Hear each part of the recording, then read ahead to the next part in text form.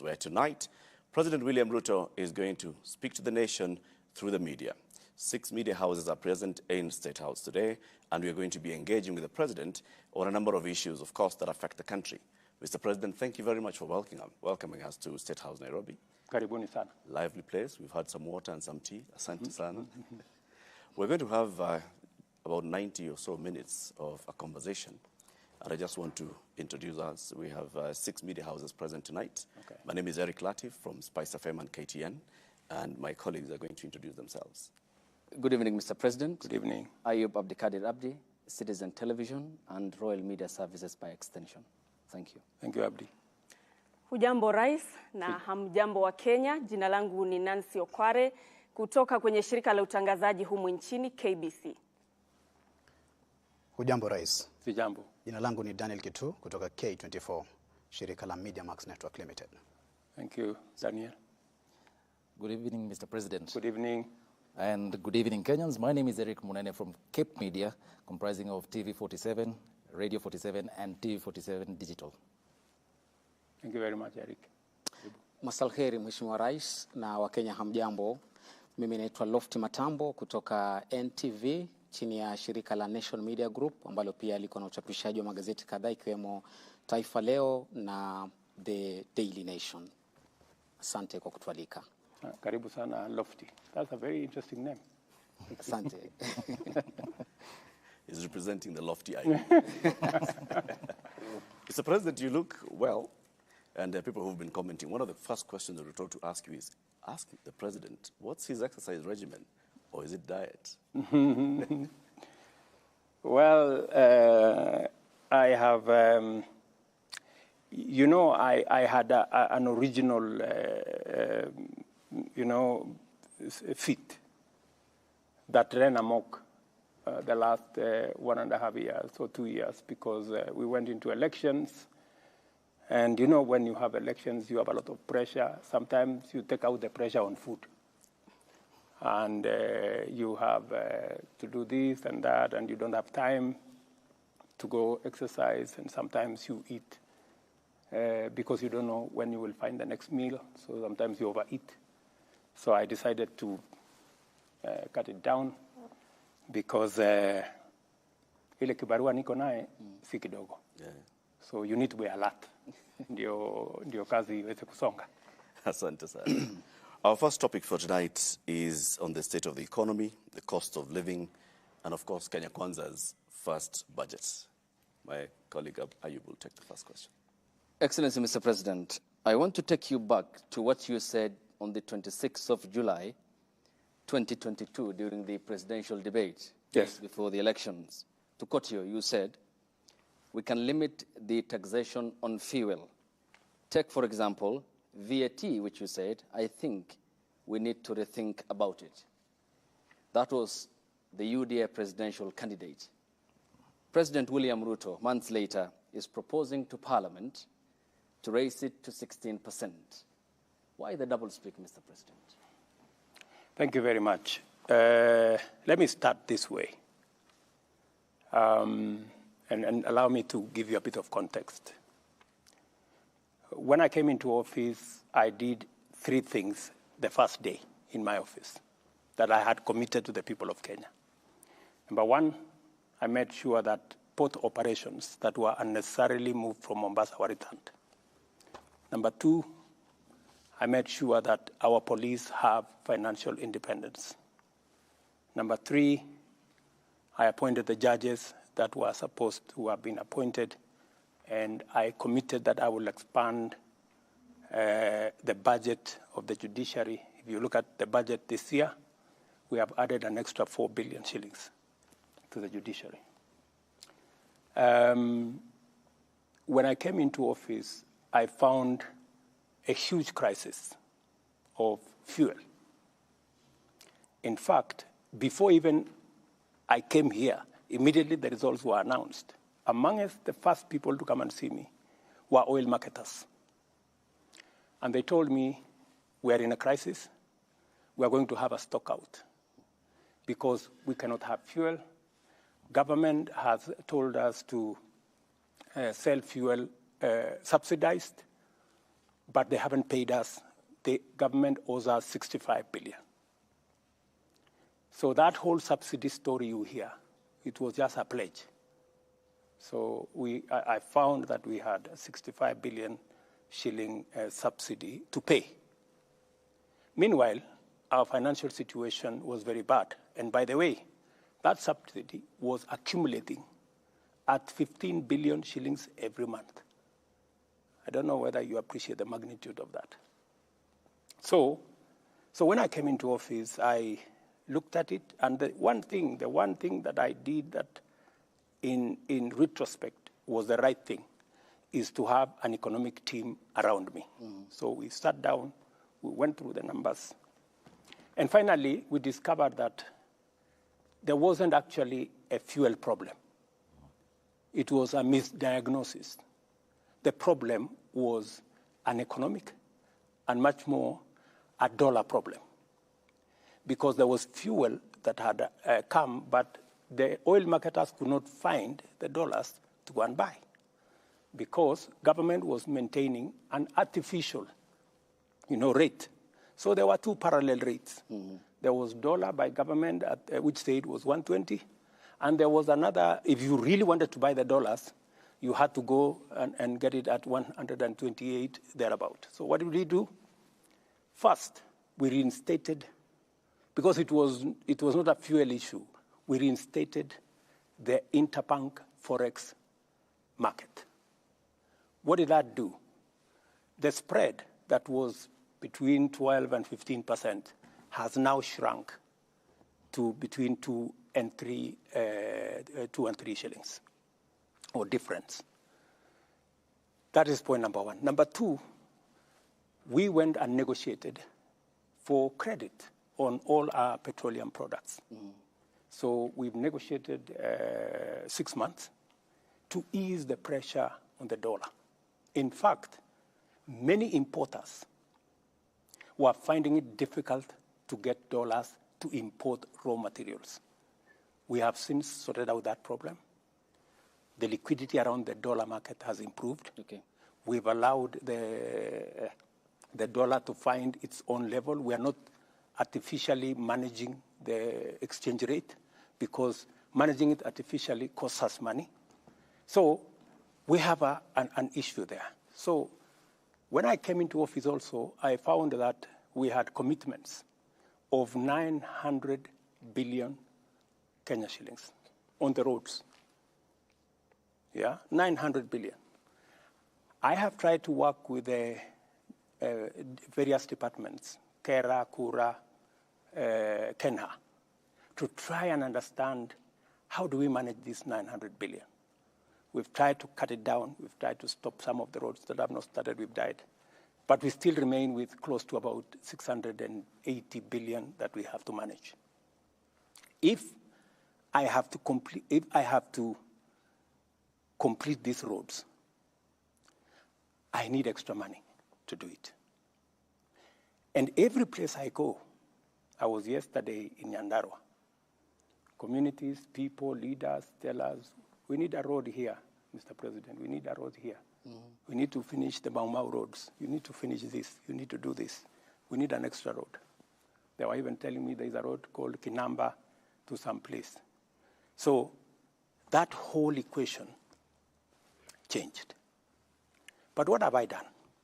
I have said, yes, we're going to increase the VAT by 8% for two reasons. Number one, because having differential rates, one at 8%, others at 16%, poses a problem, an integrity problem. People use it as a loophole to manipulate numbers, VAT in, VAT out. So the advice that my economic team working with Treasury gave was we must eliminate this loophole that people are exploiting, number one. Number two, this 8% that we are adding is going to give us about 50 billion shillings. It will begin to deal with the problem of roads across the country. Okay. But what have I done to balance it out? because I made a commitment that we need to relook, right? I have removed on the same fuel, as we add 8%, I have removed road 3.5% road development levy from fuel. I have removed 2% of IDF on the same fuel. And to balance it out, because it is the same Kenyan who is going to pay from their pocket, I have removed VAT 8% on gas. And I have removed other taxes that I'm going to explain to you, about 10, actually 14 other taxes that I have removed to try and even so that we have a balanced budget. Okay. We'll talk about the other taxes as proposed in the finance bill, which will come before Parliament. But you have mentioned that there is a team of economic advisors. You're right. David Ndii has been in your campaign team throughout the campaign before the elections. So is the current National Treasury Cabinet Secretary, Professor Njuguna Ndung'u. When you came to the presidential debate and you made the remarks on the 26th of July, which I quoted you verbatim, I think you said majority of taxes that are in that bracket, 15 almost you said, but we need to integrate at least these 15 different types of taxes. Did they not advise you, or you did not take the advice? Precisely, if you heard me clearly, there are many other taxes that we have since removed. You know, so you must look at it in context. Yeah? What my economic team advised that time is that we need to relook at these taxes. When we came into government, we found a situation. The country was in a crisis. And by the way, I have had to make very difficult decisions. In fact, coming into office, I had to cancel the borrowing of about 300 billion shillings that the intention was to borrow. That would have taken the country down the cliff. I had to step in and stop many of the subsidies that were being dished left, right, and center. I had to make many changes. I had to reorganize the whole budget because we found a country headed and sliding into bankruptcy. And so when you find that kind of situation, you have to deal with the situation with the urgency and with the acuteness of thinking that is required. Okay. Yeah? You don't operate outside a context. So the question that you have asked me, did we remove some? Did we relook at the fuel issue? Yes.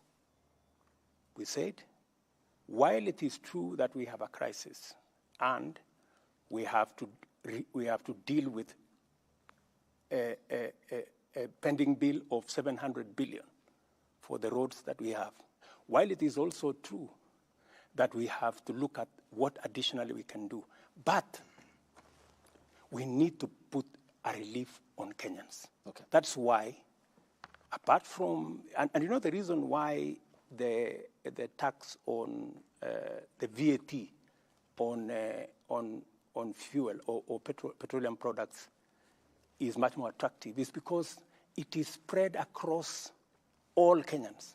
So everybody carries a small bit of it. Okay. But we have also knocked down other taxes from the same fuel, as I have told you. IDF we've taken down, road development levy we've taken it down, and a host of other taxes that we have taken down. Okay. Final question on this. This is an issue, Mr. President, which dates back to 2013 as a condition by the International Monetary Fund, the IMF, in which then the leader of the majority party, the current defense CS who sits in cabinet, Aden Duale, said that the 181 MPs have been convinced by the party leadership, the President Uhuru Kenyatta and his deputy William Ruto, on the rationale of the 8% VAT on petroleum products. He continued, 181 is a very big number and will convince our members. And this being a precautionary facility by the IMF, can you tell the Kenyan people that there is no extra hand of pressure on the Kenyan government by the International Monetary Fund? my good friend, the International Monetary Fund does not run the government of Kenya. I do. IMF does not make decisions for the government of Kenya. I do. IMF are our partners. They work with us on our priorities. They work with us on our proposals. They support us where they can. They give us advice where they can, but ultimately, we make the decisions ourselves. And it is not up to IMF to see how to sort out the 680 billion that we have on the road sector. It is not up to any other person. It is up to us.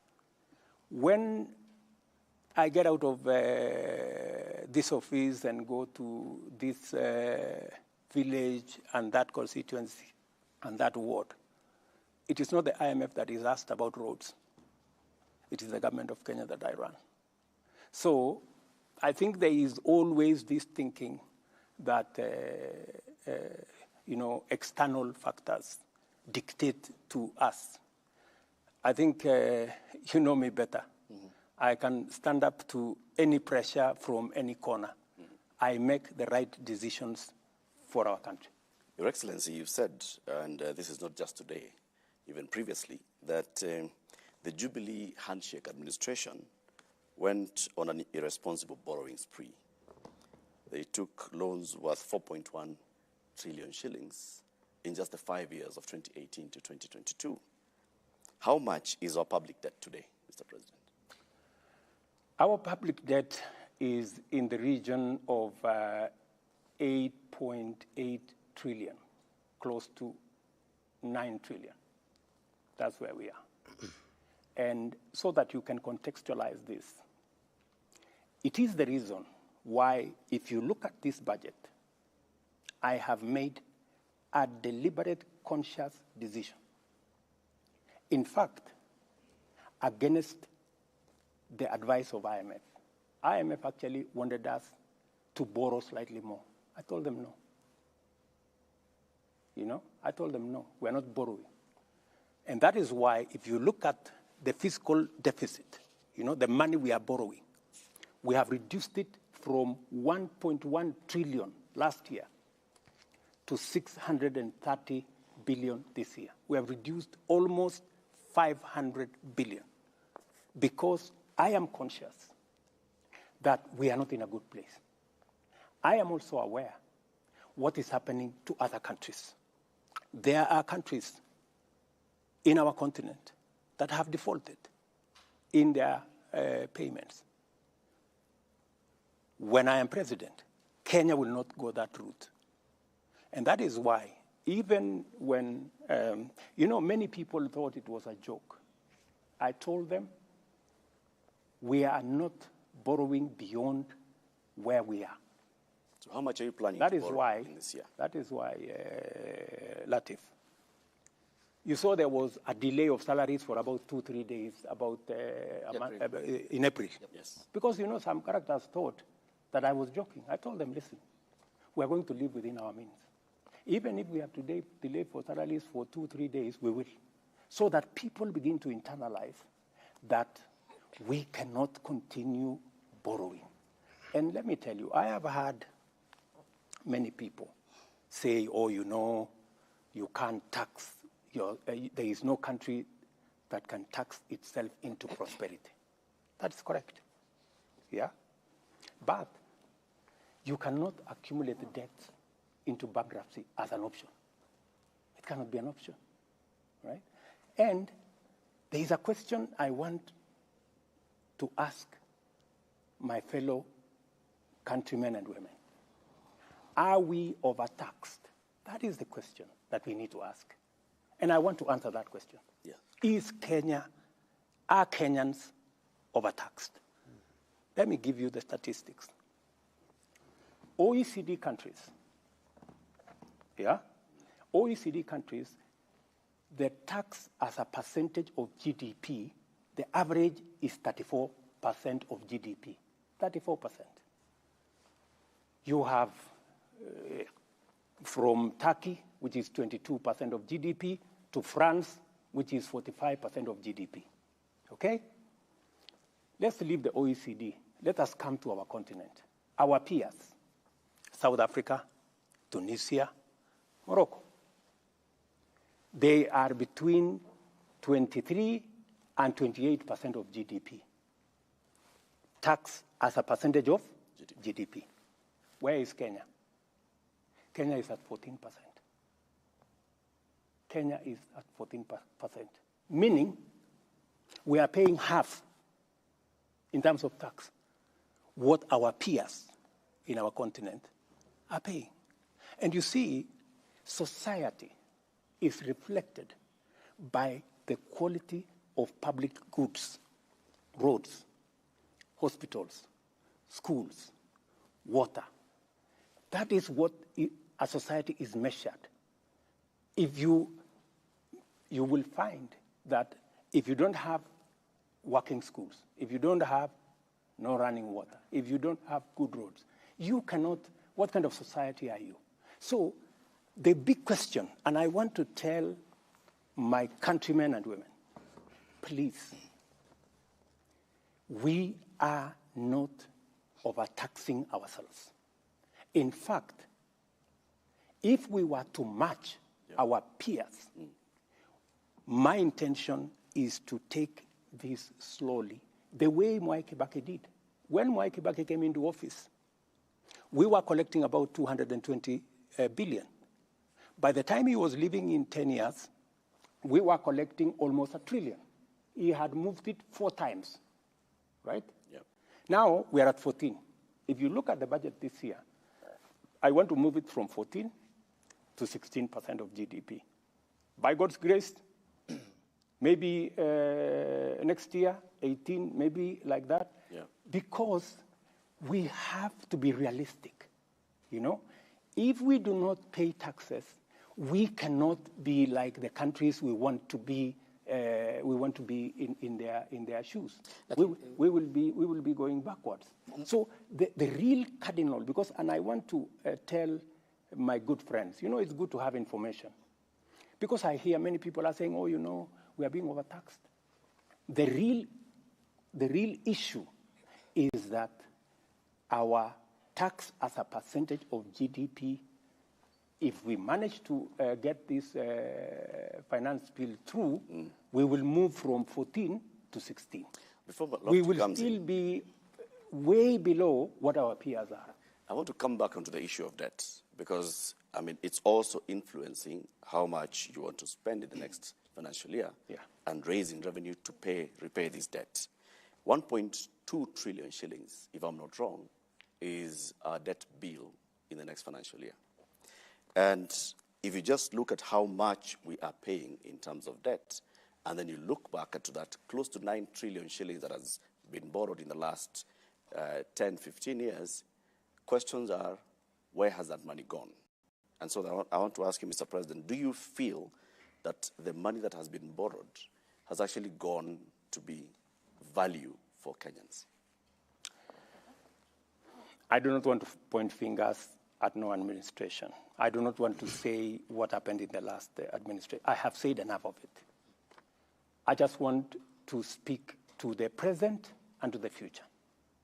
And I want to tell my countrymen and women that I want to be held to account. I am ready. That is why I believe in accountability. For the first time, I am the one who pushed for the change of standing orders so that ministers of my administration can go to Parliament and ask questions because we want accountability. As we talk, I am pushing so that we have an office in Parliament of the Leader of Opposition funded by the government of Kenya to make sure that public resources are being used appropriately. And I like what you're saying. That is exactly what I want because I want, as I collect taxes, as the people of Kenya contribute their money as taxes, they must be put to good use. They should not be put in projects like the BBI. Okay. They should not be put in projects like the Azimio thing. They must be put in tangible projects that make a difference in the lives of the people. So with that then, Mr. President, are you prepared in your administration to publish the debt register? Because this is one thing that even the previous parliaments have tried to push. It hasn't been published. To date, we know the figure, we don't know the details. Are you prepared to publish the debt register, audit the debt register, and to hold anybody accountable for any money that may have been borrowed and misappropriated? Why not? When will this happen? Why not? You know, we have, in fact, we already have a bill in Parliament, for purposes of placing on record any borrowing that is done by the government of Kenya. It must be borrowing that is made available so that the people of Kenya who ultimately have to pay must hold government to account, that we are borrowing this money for this purpose, for this purpose, for this purpose. I have explained in this budget the 630 billion which we have to borrow beyond our taxes. I have laid it clearly on how are we going to use it. Where is it going to go? It is not going to go to recurrent budget. It is not going to pay debts. It is going to be invested in production, in making sure that we have fertilizer for our farmers. We have developed the tea value chain, the coffee value chain, leather value chain, textile value chain, edible oil value chain. And if you look at the budget, we have clearly isolated, including making sure that we begin the journey to bring our manufacturing as a percentage of GDP, which went down from 9 to 7, in the next 5 years, I want it to be at 15%. By 2030, I want manufacturing as a percentage of our GDP to be at 20%. That's why we are calling it 20 by 30. That is the trajectory I want us to go. I also want to move our exports. That's why, if you see in this budget, we have many areas where we have imposed taxes. We have imposed taxes on imported fish. We have imposed taxes on imported furniture. We've imposed taxes on imported steel. We have imposed taxes on imported cement because we want to grow our own manufacturing capacity. Because by growing our own manufacturing capacity, we create jobs, we create opportunities for work, and we build our own manufacturing capacity using our own products. So I have, with clarity, I can explain where we are going to put every cent. How we are going to invest in the leather value chain. Mr. President, how we are going to invest in the textile value chain. Nafikiri kwa kufungamana na swali lake nitakuuliza Kiswahili na nitafurahia hapo utalijibu hili Kiswahili. Wakenya wengi wanahisi kwamba Mheshimiwa Rais unazungumza lugha ya mahasla, lakini vitendo vyako na vya serikali yako ni vya mabwenyenye. Hasa ukiangalia katika matumizi. Kwa mfano, ni wiki kadhaa tu, miezi kadhaa iliyopita ilipitishwa kwamba kuna nyongeza ya pesa ambazo zitatumika katika Ikulu, shilingi milioni 93 nyongeza. Ulipokuwa unaingia katika madaraka ulisema kitu cha kwanza utakata bajeti kwa shilingi bilioni 300. Na hii ilikuwa ni kwamba ujaribu kupunguza matumizi ili Mkenya ambaye ni hasla uliyezungumza kwamba ukiweka Biblia chini tu hivi, ikiwa ni tarehe 11 Septemba mwaka jana kabla uapishwe, utaziba mashimo yote ya makateli na kila kitu kitakuwa shwari. Lakini swali ambalo leo Mkenya anajiuliza ni kwamba hakuna pesa ya kuweza kuwaajiri walimu zaidi, haswa wa shule sekondari junior ambao sasa hivi kuna upungufu wa karibia 1048. Hakuna pesa ya kulipa madaktari kwa wakati ufaao. Kaunti ya mwisho kutaka kugoma ni kaunti ya Kisumu. Hakuna pesa ya kuongeza fedha haswa katika kaunti. Kumbuka kwamba ni maseneta wako katika ambao wanaegemea upande wa Kenya Kwanza waliangusha ule mswada wa kuongeza fedha hadi kufikia shilingi bilioni 407, wakaishukisha hadi 385.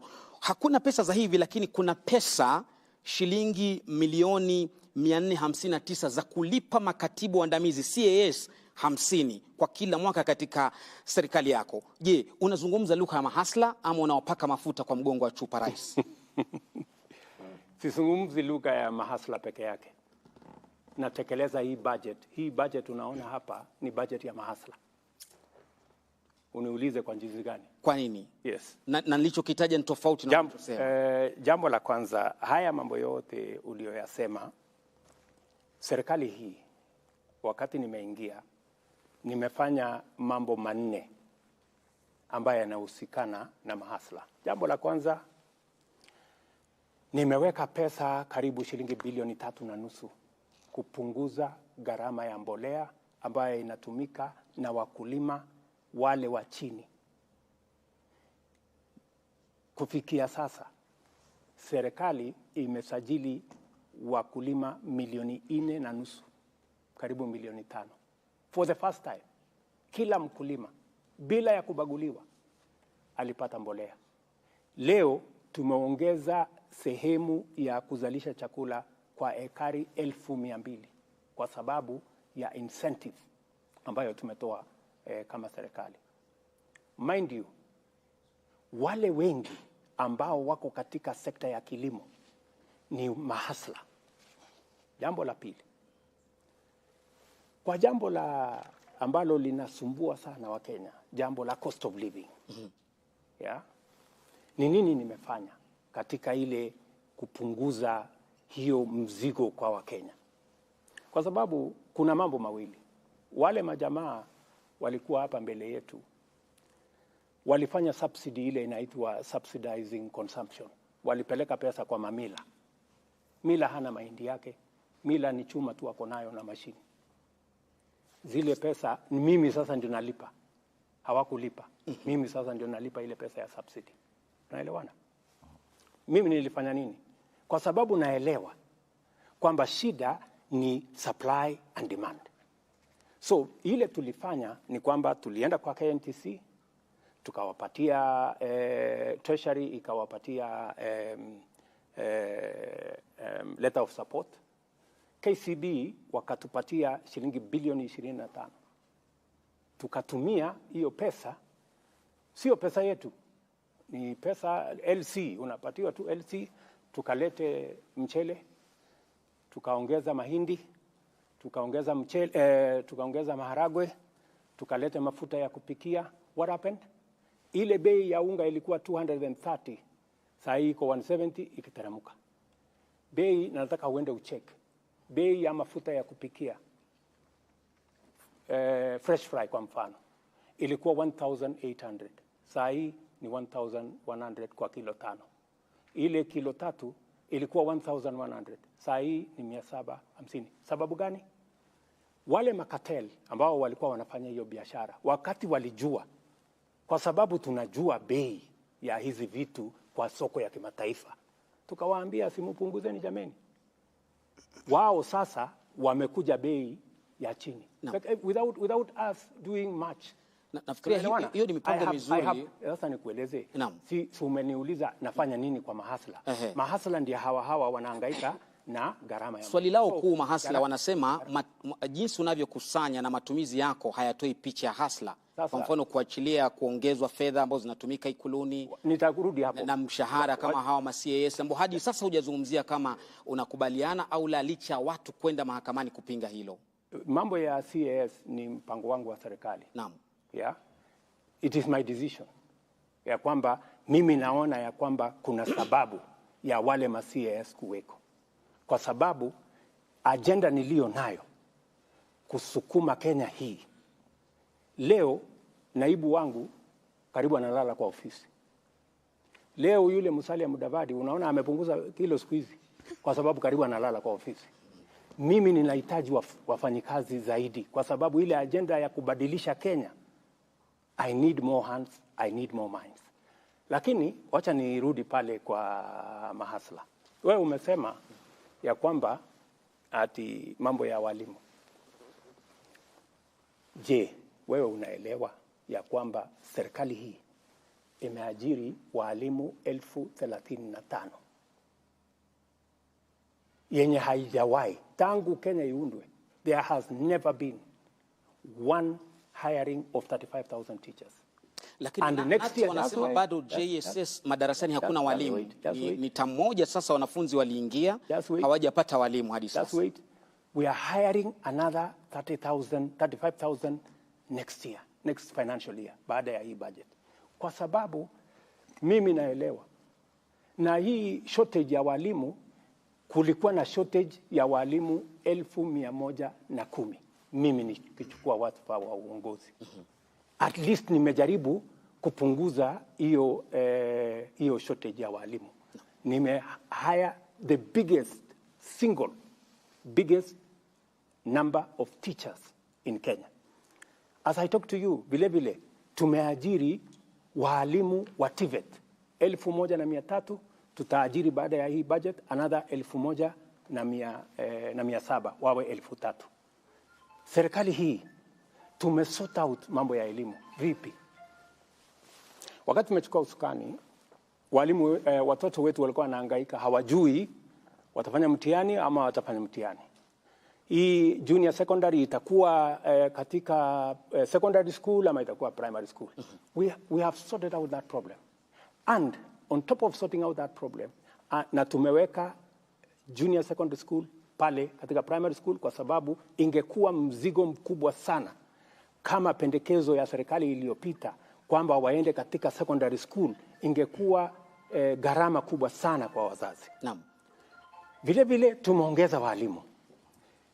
Juzi, nafikiri wiki moja iliyopita, tumesort out the biggest problem ya mambo ya elimu ya vyuo zetu.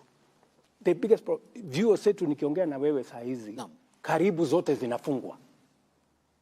Wako na madeni ya bilioni 59, actually almost 60 billion. Wana strike,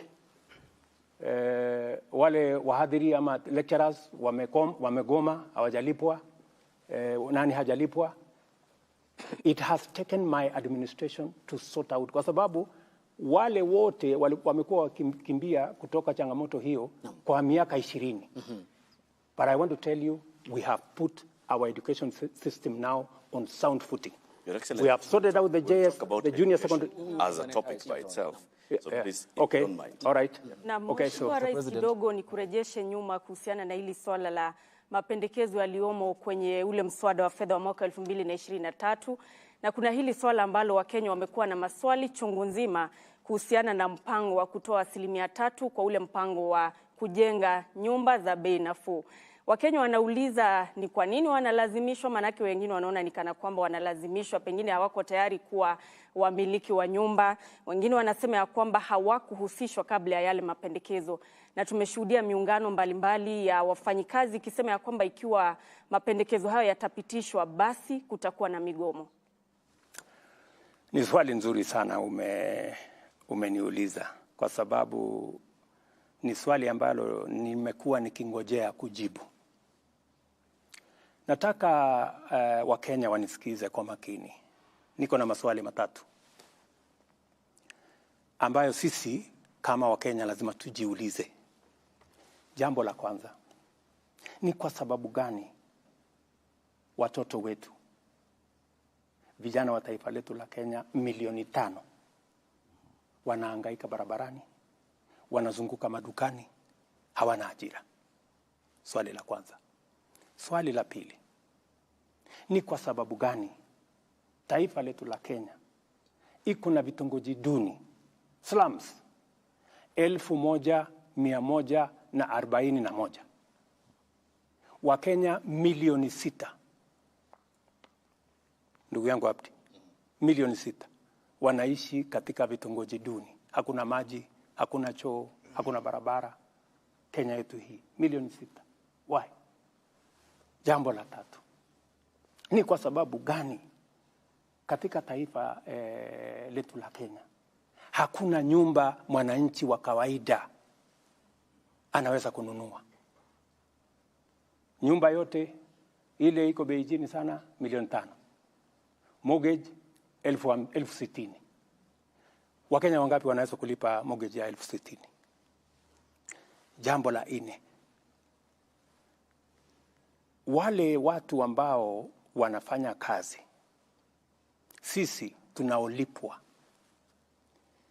na ushuru ya Wakenya. ni watu 700,000 kuanzia rais mpaka kupitia kwa mawaziri, kupitia kwa madaktari, kupitia kwa walimu, kupitia kwa wauguzi, mpaka wale wa chini messengers na wale wengine 700,000. Yeah? Tunalipwa na ushuru ya hao Wakenya wote. Imefika wakati, rafiki yangu, tufikirie ni vipi sisi tulio na bahati ya kufanya kazi, na sio kwamba ati mimi kwa sababu ni rais leo ati mimi ni bora kuliko wengine, ama wewe kwa sababu ni mwalimu ati wewe ni bora kuliko wale wengine. Ile kazi mimi nafanya kama rais, na ile kazi mwalimu anafanya, na ile kazi daktari anafanya, kuna Wakenya zaidi ya 5,000, 6,000 wanaweza kufanya hiyo kazi. Wewe umebahatika, wewe ndio uko na hiyo kazi, na ndio kwa sababu wale wengine hawana hiyo kazi. So ile swali lazima tuulizane ni kwamba mpango ambao utatupatia sisi nafasi ya kuajiri watoto wetu, ya kutoa aibu ya hawa watoto wetu wanahangaika barabarani, wanahangaika madukani, ndio wale wameingia kwa ulevi, ndio wale wameingia kwa madawa, ni nini tutafanya? Na ndio niliwaeleza Wakenya wakati nilienda kwa campaign. Niliwaambia Wakenya, nchi zingine, China, Singapore, Korea, ile wamefanya, wameweka mipango katika labor intensive infrastructure programs. Many of them wameweka mpango katika mambo ya housing. So, hii housing sio nyumba. Naona watu wengi wanasumbuka, sisi hatutaki nyumba bana. Mbona nani alikuambia tunahitaji nyumba? You know? Sio nyumba peke yake ndio tunatafuta kwa hii mpango. Ni kweli nyumba itapatikana, tuondoe wale Wakenya 6.5 wanaishi katika slums. Ni kweli. Lakini wacha tafadhali. Lakini ya muhimu zaidi ni kwamba kila nyumba tunayojenga tunapata ajira ya vijana wetu 5. Kila nyumba. Zile nyumba ambazo tumeweka katika mpango yetu 1 million in the next 5 years. 200,000 every year. Hizo nyumba 200,000 every year itatupatia nafasi ya ajira kati ya vijana 1,000,000 na 2,000,000. Ndio tumesema vile wengine wamefanya, tunasema kila mfanyikazi atoe 3%, na sio 3% ya mshahara yako yote. Ile inaitwa basic pay. Mwalimu kwa mfano, basic pay pengine ni 30,000. Sawa? Shilingi 3% ni shilingi 900. Right? Na hatusemi hiyo 900 ati ni ushuru. Si ushuru, ni pesa yako. Lakini unatupatia kwa muda tufanyie mpango ya wale watoto wetu wanaorandaranda barabarani, wengine wao ni watoto wetu wa kuwazaa, our own children, kuwapangia ajira. Sawa? Na hiyo that's why ni watu waelewe, it is a win-win project. Wewe ukitoa 3%, Abdi, mwenye amekuajiri anatoa 3%, kumaanisha na hiyo 6% yote ni pesa yako, sio pesa ya mwajiri tena, ni pesa yako, na sio ushuru, ni pesa yako. Tunaelewana? Na hiyo pesa ndio tunataka kutumia kujenga hazina ambayo itatusaidia kufanya mambo 3 ya muhimu. Jambo la kwanza, leo tunajenga nyumba 1% ya nyumba zote zinajengwa Kenya inaweza kununuliwa na mwananchi wa kawaida. Tunataka kuongeza nyumba ambazo zinajengwa ambazo zinaweza kununuliwa na Mkenya wa kawaida kutoka 1% mpaka 50%. Wacha niwaeleze wa Kenya vile hiyo kazi itafanyika. Tuko na mipango miwili. Tuko na yenye tunaita social housing. Tuko na ingine tunaita affordable housing. Social housing ni kwa wale watu wa mapato yao ya chini. Tunasema yule mtu ambaye anaishi Kibera, yule mtu ambaye anaishi Mathare, yule mtu ambaye anaishi Kisumu Kondele, yule mtu ambaye anaishi hapo Kakamega ama anaishi Murang'a ama anaishi Kiambu, ambaye analipa rent kwa ile nyumba ambayo haina choo, haina taa, haina maji, shilingi 2,500. Huyo mtu na 2,500 yake tunataka kumjengea nyumba, atalipa shilingi 2,500 kwa nyumba ambayo iko na maji, nyumba ambayo iko na facilities, iko na kitchen, iko na choo, na analipa shilingi 2,500. Wakenya watataka kuniuliza, Bwana Hasla, hiyo nyumba iko wapi? Nataka munipatie nafasi niwapeleke hapa Soweto. Okay. Kibra. Soweto A. Pale kuna kiongozi ya wamama, kuna kiongozi ya hiyo Soweto A anaitwa Mama Shiro. Alikuwa anaishi kwa nyumba haina choo, haina maji. Leo anaishi kwa nyumba ambayo analipa 2,500 na ni nyumba ya ghorofa.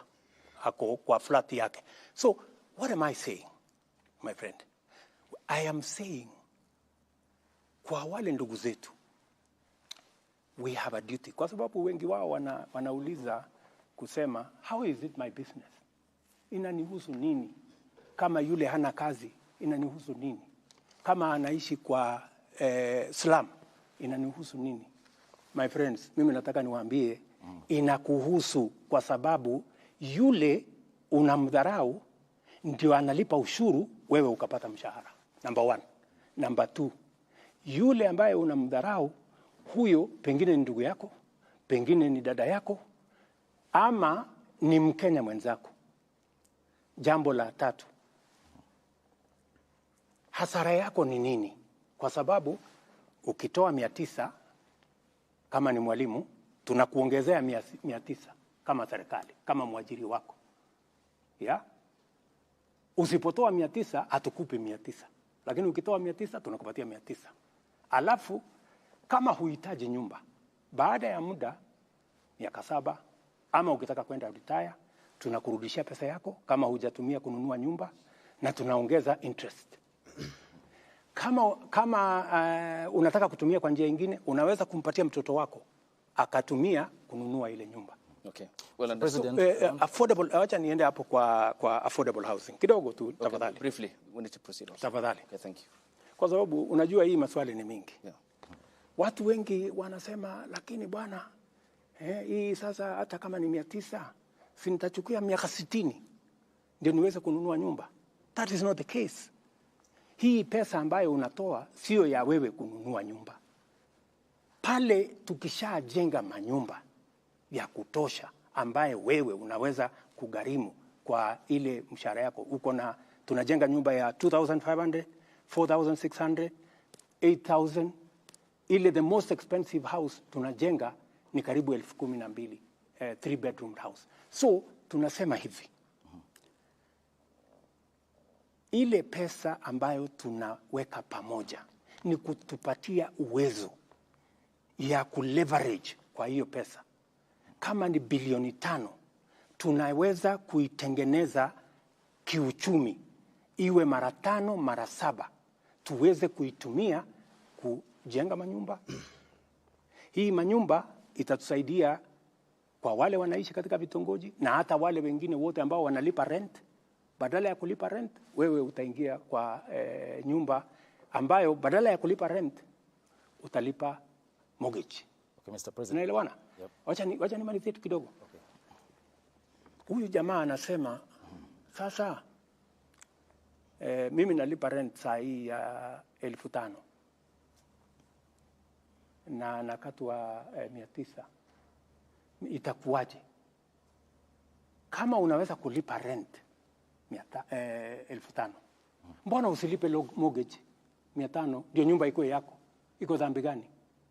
Na katika hiyo harakati, number 1, umesaidia nchi yako. Umesaidia wale jamaa hawana kazi, lakini wanatusaidia kulipa ushuru, ndio mshahara yetu. Mimi kama rais, na wewe kama daktari, na wewe kama mwalimu, na wewe kama mjumbe, na wewe kama MCA ilipwe. Pia tuwasaidie wapate ajira, tuwasaidie wapate mahali pa kuishi, na jambo la tatu tuhakikisha kwamba mashamba yetu ambayo kwa sasa yanakatwa ili wananchi waishi, we start to consolidate our position kama townships. In any case, statistics show, my brothers and sisters, that the future is urban. By 2050, 68% of people will be living in towns. So we have a choice. Are they coming to live in slums when they come to, because they will come? Okay. Or are they going to live in decent houses? Thank you. Mr. President. And if they are going to live in decent houses, we have to engage in this win-win program. Okay, in Mr. this program, just allow me 1 minute. In this program, because it is very important to me, and it is very important to every Kenyan, and I want every Kenyan to understand why they have to contribute 3% of their salary. It is not that it is a tax. It is your money, my good people. Okay. And we are going to double that money using your employer. And you are going to get that money with interest. And you are going to support us. You are going to help us to employ the millions of young people, including your sons and daughters, in give them time for the questions now, Mr. Okay. And Mr. President, you have a very ambitious plan. Thank you. The housing plan. My question is, are you saying that those lucky enough to secure jobs will be contributing to this fund so that you cushion the most vulnerable in the society? We have millions of jobless Kenyans out there. Don't you think theirs could be an earning problem and not a saving problem? Because now, if you say theirs is an earning problem, yes, not a saving problem. So even if you make these houses very, very affordable, some of them cannot even afford that 2,500. And then my question too on that: if I'm already paying for mortgage, why should I be forced to contribute to the fund? Very good question. If you are paying a mortgage, nothing stops you as somebody who is employed. Yeah? Number one, contributing to this fund. Because it is not a tax. It is your money. What you are doing, you are playing your patriotic duty. Because out there, we have millions of young people who get out of school every year. It is our responsibility, me and you. Why is it our responsibility? Because they are the taxpayers that end up paying our salaries, right? And it is our duty also to see how we can help them in a small way. And you have said correctly that their problem is employment. Precisely. That's why I'm saying these 5 million characters, our children, getting out of school. Don't you think it is a decent thing? Don't you think it is the right thing to participate in an exercise that helps our country, our young people, instead of engaging in crime, in abuse of drugs, to be part, to get a job? By the way, in the last 8 months, 8 months, I have launched the construction of 36,000 housing units in Kenya. Yeah? I went to Homa Bay. Last Friday, I was in South B here at the Bellevue, where they are building, I think, 2,000-something houses. I will be going to Makongeni, hopefully in the next maybe 3-4 weeks or 1 month, to launch another 30,000 houses. The 36,000 units, there are close to 100,000 young people today working in those sites. Engineers, quantity surveyors, plumbers, electricians, carpenters, masons, all manner of people, including the women who sell food. Okay. It is a whole ecosystem. I was very amazed in South B. A group of women were saying, sisi tunaitwa protein. Sisi ndio tutakuwa tunauza chakula hapa. Bwana President, tunataka uhakikisha kwamba hii watu wasilete watu wengine. Because you see, it is a whole ecosystem. And I want to ask my countrymen and women, those of us who are employed, please, let us not hold in contempt those who don't have jobs or those who are not. You say it's not a tax. It is not a tax. What is it? It is a contribution you are making, because if it was a tax, tax, it goes one way. You never get it. This is not a tax. Okay. Because why it is your money. Okay, why then, Mr. President, if it's not a tax, if that bill hypothetically say is passed by the National Assembly, it's legally binding? Yeah, of course. It's not a tax, you said. It is not a tax. Why would I contribute? And if I don't want? That's what the law says. But why are you passing it? Yeah, the question I am asking you is, are you saying, Abdi, that you don't think it is your business to contribute to the employment of the unemployed Kenyans? Okay, it's the responsibility. It is not of the your Kenyan business. government. Okay, hang on, Mr. President. Who is Kenyan government? Kenyan government is me and you. Hang on, Mr. President. You saw the mandate of the Kenyan people. Exactly. There is we can't represent all of us. Yes. I worked hard for my money. Yes. You said it's not tax. But there is a bill in Parliament. If it's passed, it's legally binding. Why would I make a contribution for others to succeed? It's your business as the government. You are the head of state. You have the responsibility. You have the mandate. That's why the Constitution gives me the power to tax. But it's you who is leading the government. That's why the Constitution gives me the power to sign things into law. Okay. So I am simply doing my job. Mr. President, let's get the specifics very clear. Yeah. It's a very simple issue. Yes. You are saying it's not a tax. It is not a tax. That's the Commander-in-Chief saying yes, that. Okay. It is not a tax. Hang on, let's go step by step. Yes. There is a bill that will come before Parliament. Absolutely. Hypothetically, let's say it's passed. If it's not a tax, why would I contribute? Because it is the law.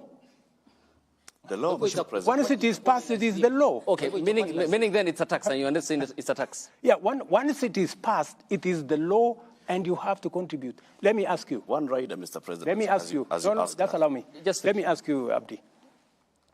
Do you know that today you contribute 6% of your salary to NSSF? Correct. Why? It is not a tax. Mr. President, hang on. On that, Mr. President. Okay. It's the same thing. Okay, it is the law. The issue, though. There is the NHIF question, Mr. President. Yes. Which you have passionately talked about. I am very passionate about. Which is still, again, because you have cherry-picked on the NSSF, but there is the NHIF component, which I still pay for. Yes. You pay for as well. Yes. But then what's the point of contributing to the NHIF program, yet I go to the hospital and I only get paid for the bed? Precisely. That is why I want to make NHIF work. You know how I'm going? I'm working on it, by the way. It is in the works, and it will be part of this exercise. What I have done on NHIF, and I have a good history, long history with NHIF. When we came into office in 2013, there were only about 3 million contributors on NHIF. And by the way, NHIF works. I was in Thika, Kenyatta Referral Hospital. Teaching and Referral Hospital. Teaching and Referral Hospital. And the doctors there spoke about NHIF in a way that inspired me. How NHIF has helped many people who would otherwise have not been able to get medical service. What I'm doing with NHIF is exactly what I said. And by the way, Hussein. Ayub. Ayub Abdi.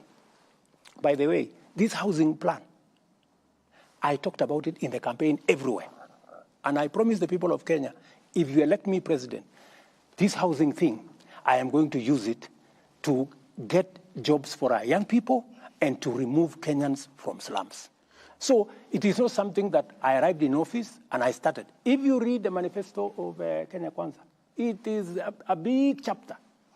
In fact, I was asking some of the MPs that were trying to say, oh, you know, I asked them, when me and you were standing on the podium and told the people of Kenya, elect us, we are going to arrange for housing, so that you thought it was a joke.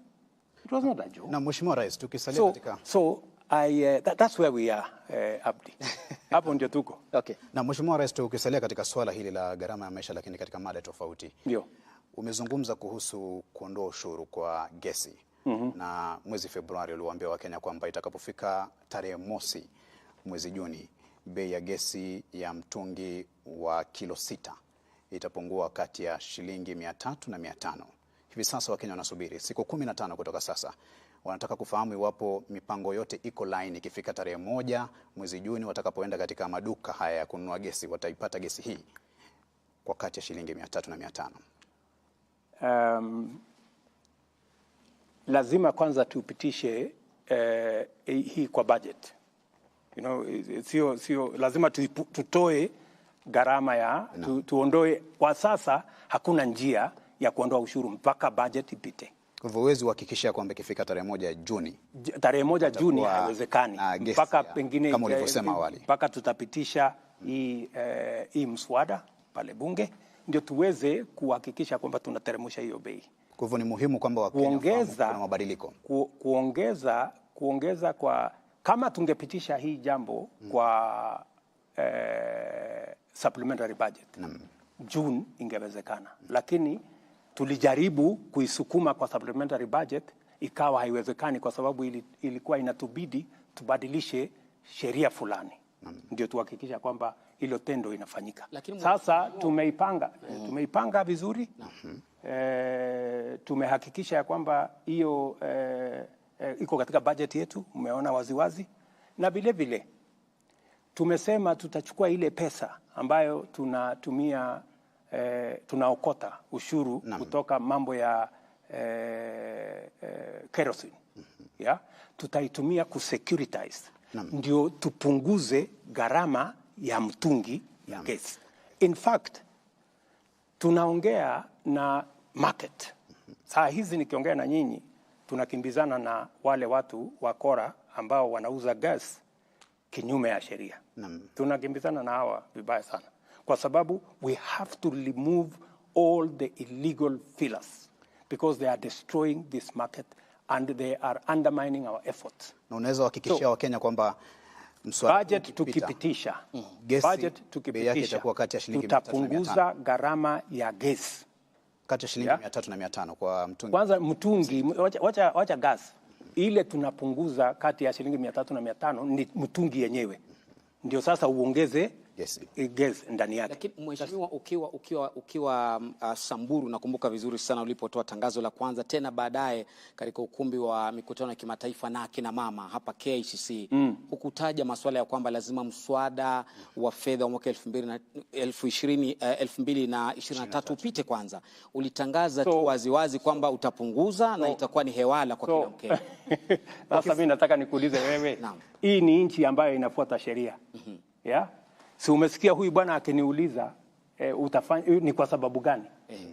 We are a country governed by the rule of law. Nimekueleza. Kama tungepitisha hiyo mswada kutumia supplementary budget, mwezi wa 6 ingewezekana. Lakini kwa sababu hatukupitisha, tutapitisha sasa katika budget yenyewe. Baada ya hapo hiyo gesi itapatikana. Kutokana na mabadiliko haya utaomba Wakenya radhi? Kwa nini? Ambao walikuwa wanategemea kwamba ikifika tarehe 1 wewe ndio uko na shida na mimi. Wakenya hawana shida. Okay, Mr. President, let's finish up on this. I'd like us to move to the next issue, Mr. President. Thank you very much. We've spent quite a bit of time on the first topic. Yes. Because, of course, it's the hot topic in the country. Let's go to another hot topic, Mr. President. And this is on the matter of security and religious matters. Lofty. Shukran sana. Mheshimiwa Rais, swali la kwanza kuhusiana na masuala ya usalama wa taifa ni kiazi moto na donda ndugu ambalo limechipuka katika eneo la Malindi kule Shakahola katika msitu ule wa Chakama. Kufikia sasa ama kufikia jana, tangazo lilotolewa ni kwamba iliripotiwa Wakenya 610 hivi hawajulikani waliko. Wakenya 201 na zaidi wamefariki, wengi wao wakiwa ni watoto. Na swala hili si geni ama halikuchipuka tu mwezi jana ambapo wanahabari walitangaza, lakini mhusika mkuu ambaye ni Paul Mackenzie alipoondoka Furunzi Malindi kuelekea Shakahola ulikuwa mwaka 2019. Mwaka 2020 Mheshimiwa Rais, mwaka 2021 serikali kimya, mwaka 2023 hadi wanahabari walipotangaza, na maafa ndio haya. Wewe kama amiri jeshi mkuu ambaye unakaa katika kamati ya usalama na kupewa kinachoendelea na ujasusi wote, huoni kama umewafeli Wakenya? Na Wakenya wamenituma nije nikuulize, kwa sababu ya idadi hii, basi unapaswa kuwaomba msamaha leo kabla kujibu swali lolote la Shakahola mbele ya wanahabari hawa. Unaweza kuomba msamaha wa Kenya kwa kupoteza nyoyo 200 na wengine 600 hawajulikani waliko? pale kuna utepetevu katika upande wetu wa serikali, na inapaswa mimi niombe msamaha, kwa sababu Wakenya 210 tayari wamepatikana katika makaburi.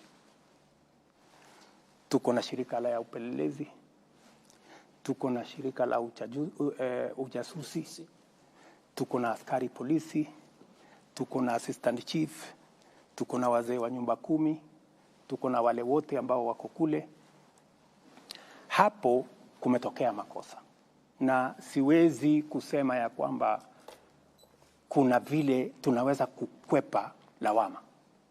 Tuko na makosa, na kwa sababu kuna makosa, ni vizuri tuwaombe Wakenya msamaha kwamba jambo hili lilitendeka tukiwa na serikali. Nikishasema hivyo, huyu bwana Mackenzie na wenzake alishajulikana kwamba kuna jambo lenye dosari anafanya. Ameshikwa, akapelekwa kotini, kotini ikamwachilia. Ameshikwa tena, akapelekwa kotini, kotini wamemwachilia. Hii safari sasa ameachiliwa, ndio amekuja sasa akaongoza haya maovu akitumia dini, ambaye nilisema leo huyu bwana ni mhalifu kiwango ya gaidi, kwa sababu wale watu maisha ya watu amewaua kwa kutumia dini. Hatuwezi kuelewa ni vipi, lakini nimeambia taifa ya kwamba hii jambo, na ndio nimeweka jopo mara mbili. Jambo la kwanza nimeweka jopo ambaye tunaita Judicial Commission, ifuatilie uhalifu na ituambie ni nani alizembea kazini ndio haya mambo yakatokea, na huyu bwana washirika wake ni nani, haya makaburi yaliendelea vipi, hii mambo yote yalitendeka vipi. Hiyo ni ya kwanza. Ya pili, nimeweka pia task force ya watu ambao wengi wao ni watu wa dini, kwa sababu dini ni mahali ambapo tunapaheshimu sana. Sisi wengine wetu ni Wakristo, tunamwamini Mungu, na tunaamini dini ni mahali ambapo watu wanakimbilia wakiwa na matatizo na mashaka. Lakini pale wahalifu na watu wenye nia mbaya na watu wa mauaji kama vile Mackenzie na wenzake wanapotumia dini, ni vipi tutazuia jambo hili lisifanyike tena katika taifa letu la Kenya? So I am not taking it lightly. I am taking responsibility that as president, this should not have happened. And certainly some people who are responsible for this failure on the part of government will have to give an account, because it should not have happened when we have all the agencies. We have our intelligence, we have our CID, we have the chiefs and all the other people in the whole of that ecosystem. We should not have allowed this. This kind of thing should never have happened. But it has happened. We have to take responsibility. No. Yeah? And the promise that I am giving to the people of Kenya is that we will get to the bottom of this matter. Okay. And I am also giving them my commitment. I know there are people who are jittery about. They are saying we should not regulate the church, and that is correct. We should not regulate the church. No. The same way we should not regulate the media.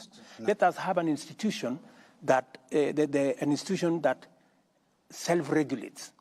We want to establish from our religious leaders, how can they, as religious leaders, agree on a mechanism that makes sure that criminals and crooks do not take advantage of religion and of faith to be able to cause harm to Kenya.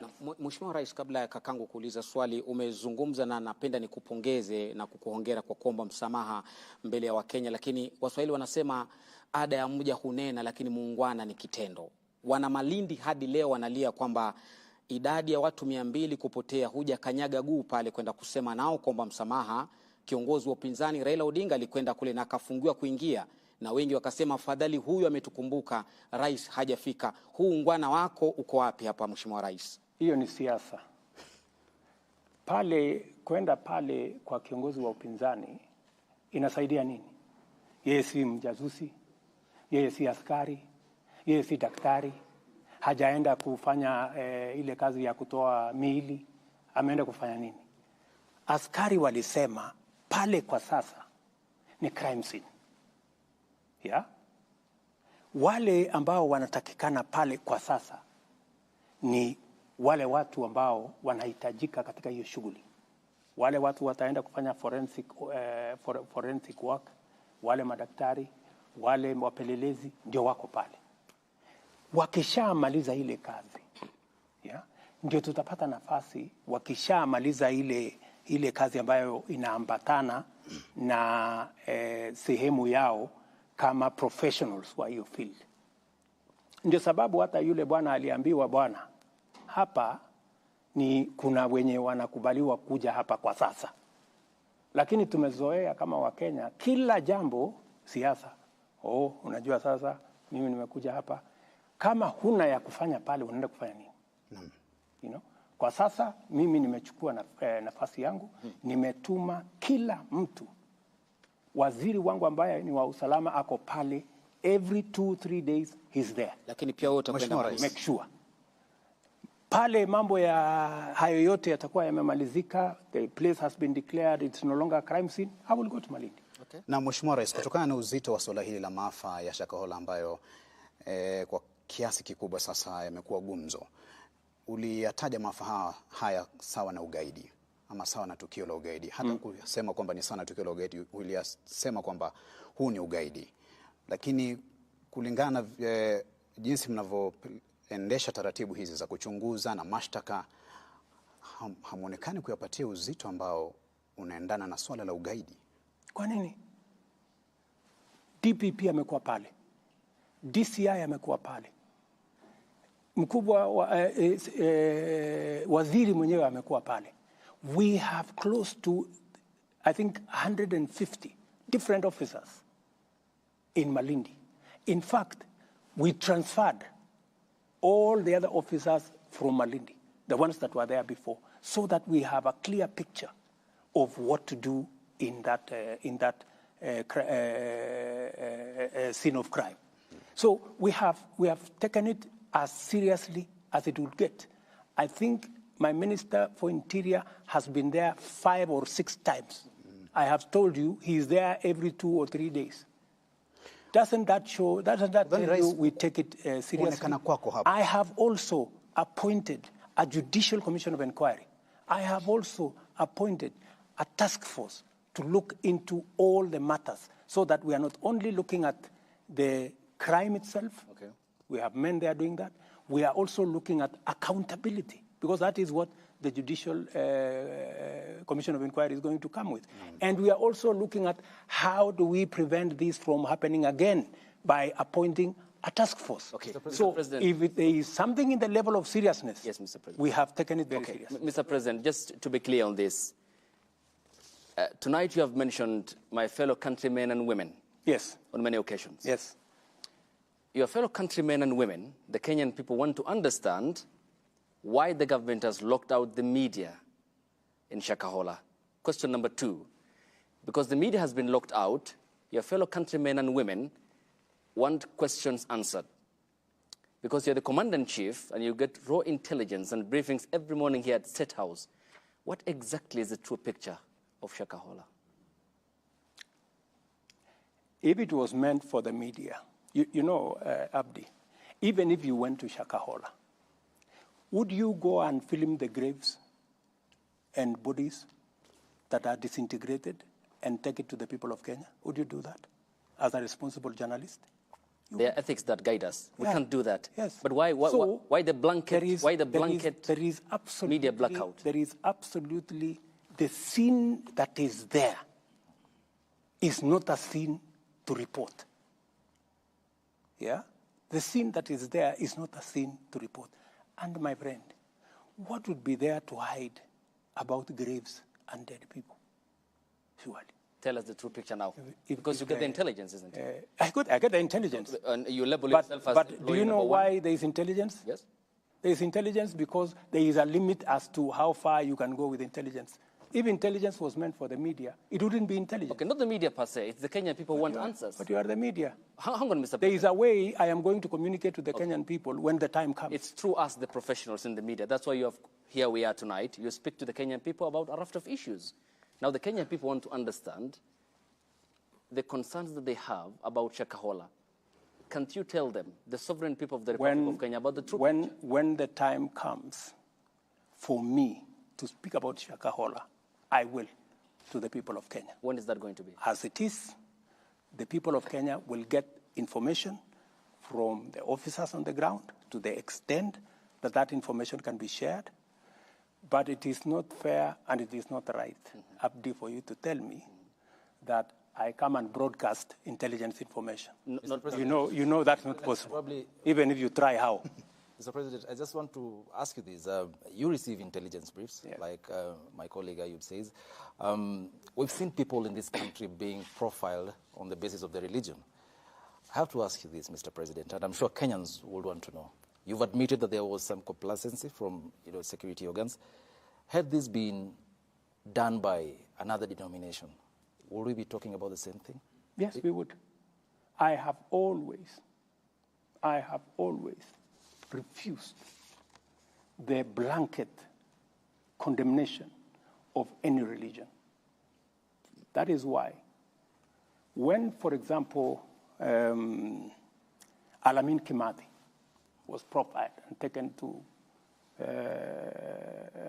as a terrorist and taken to Uganda, I am the one who went to speak to Museveni because I know Alamin Kimathi. And it is me going to talk to him. And Alamin Kimathi is a Muslim. I received him here at the airport after he was released.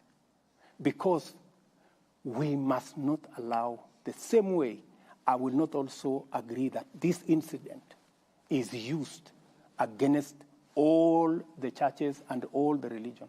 We must treat this, as I said today, as a terrorist, as a criminal, and he bears individual responsibility.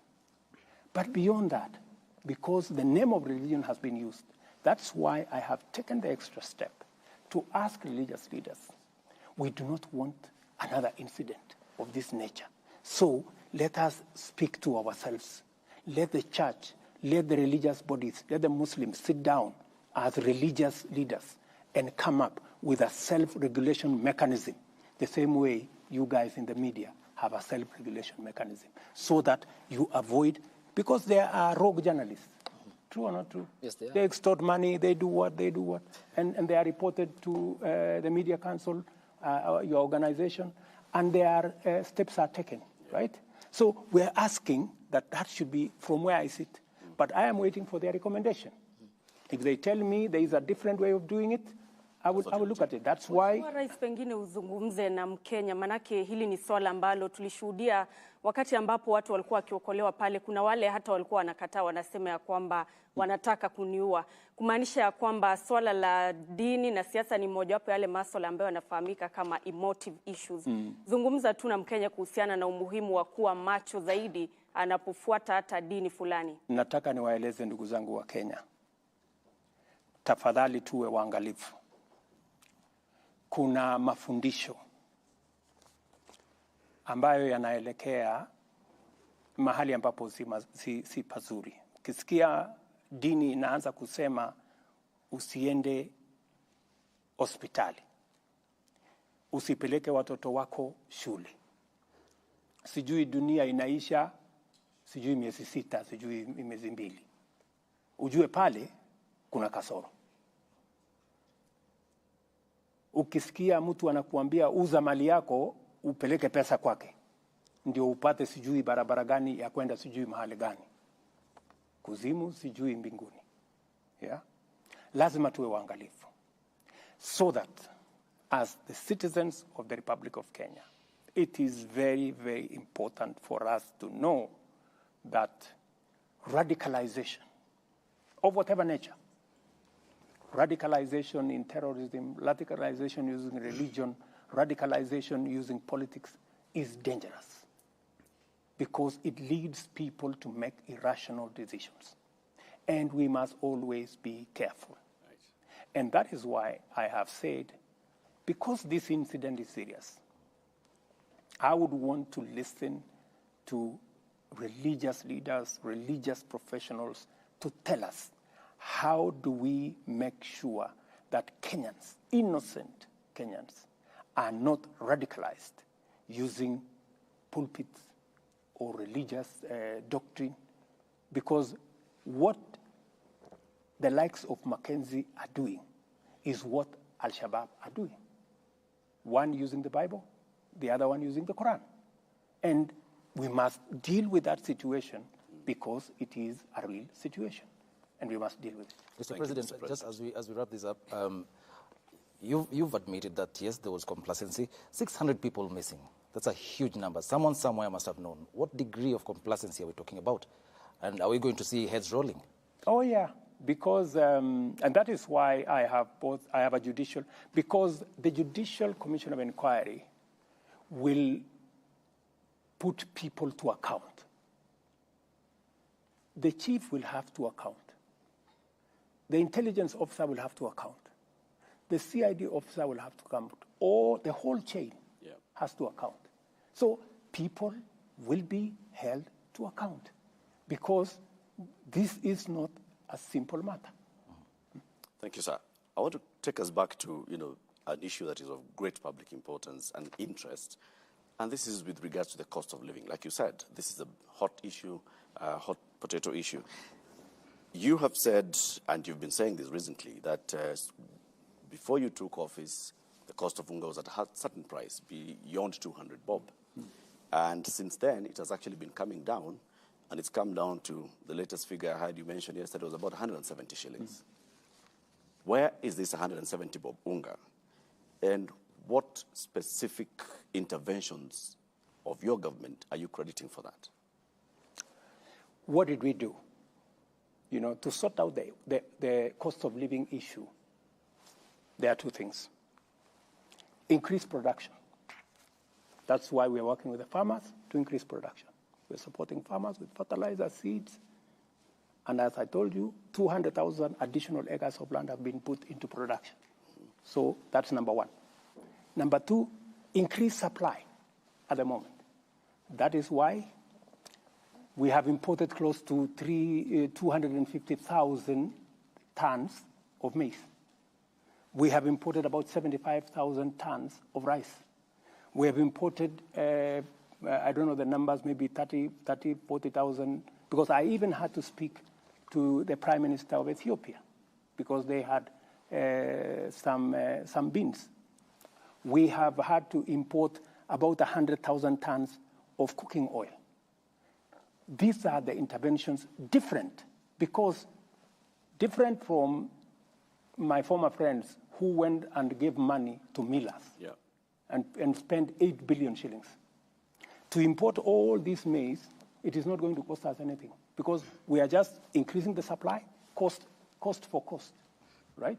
As at the end of April, we on the short term, we will have to increase supply through importation.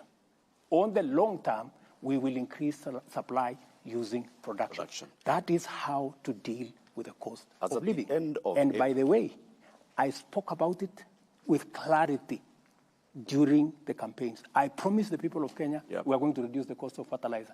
I have reduced it from 7,000 to 3,500. I'm on the current, not on the future, not on the now. I'm telling you now. On the 27th fertilizer at the moment.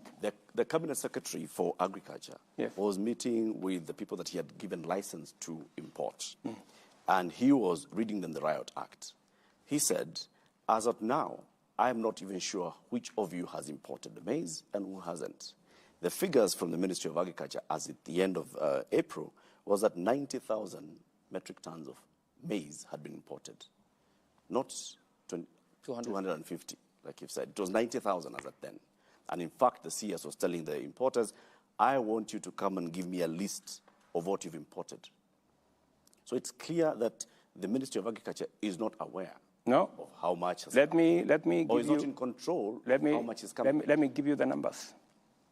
The Ministry of Agriculture gave importers. When I realized that the importers were not getting very far, I looked for millers and I sat with them here. I told them, you are the people in this business. Can you reach out to your suppliers whenever you don't have? That's how the Ministry of Agriculture brought in the millers.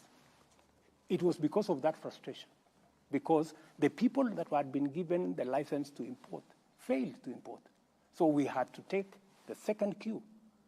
And I want to tell you, we have very patriotic millers, who have worked with us now. They have imported, the one I know directly, 100,000 metric tons. They have on the way another 100,000 metric tons. I don't know how far since those numbers were released the ministry has gone with the other millers, with the other importers. So we had to use a double-pronged approach, because when you find that one is not working, you have to think. How much more do you need to do to bring the price below 150 to 100? That you can only in the short achieve. term. No, there is no short. You cannot do it on short term. You know, you have to be realistic, because the cost of maize worldwide, because of the dollar situation, is high.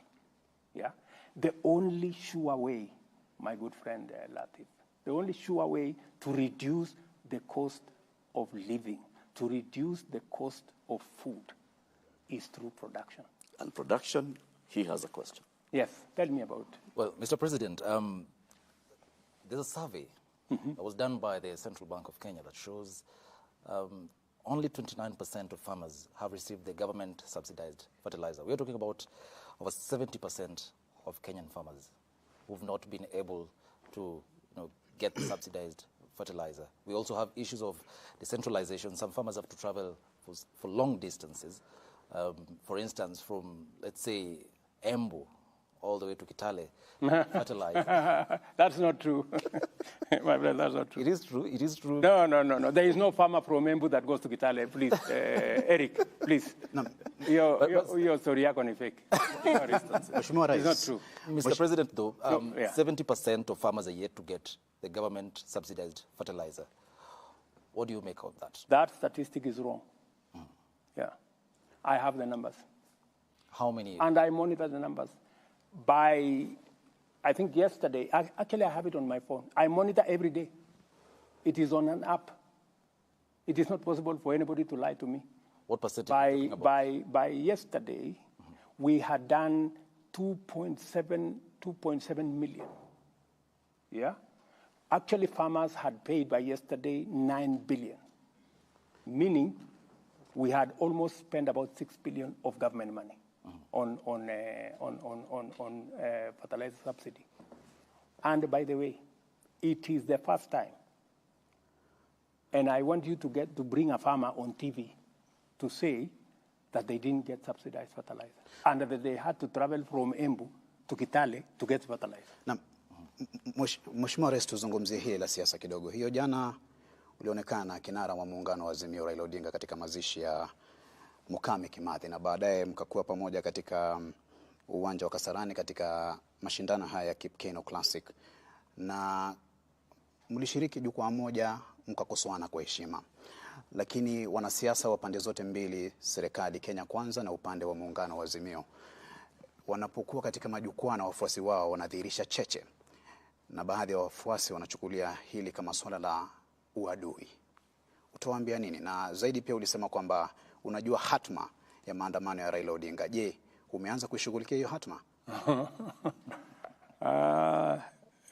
Kwanza pale tulikutana ni mahala pa mazishi.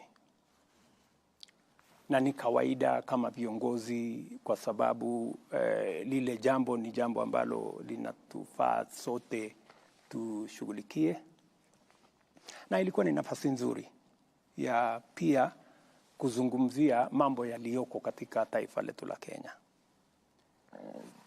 Pale kiongozi wa upinzani alisema vile aliona, akasema punda amechoka, akasema mimi siambiwi ukweli, ushuru nisipandishe, na mimi pia nikachukua muda nimueleze, na akasema ananijua, na ni kweli kwa sababu nimefanya kazi na yeye, tulikuwa pamoja katika chama.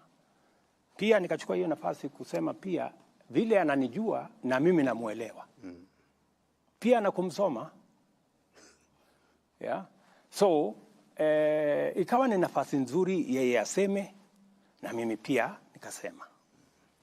Na pale pia nilipata nafasi ya kueleza wananchi wa Kenya kwamba hili propaganda, serikali hii tu kazi yake ni kuongeza ushuru, ni kuongeza ushuru. Nikamweleza tumepunguza ushuru zaidi ya ile tumeongeza.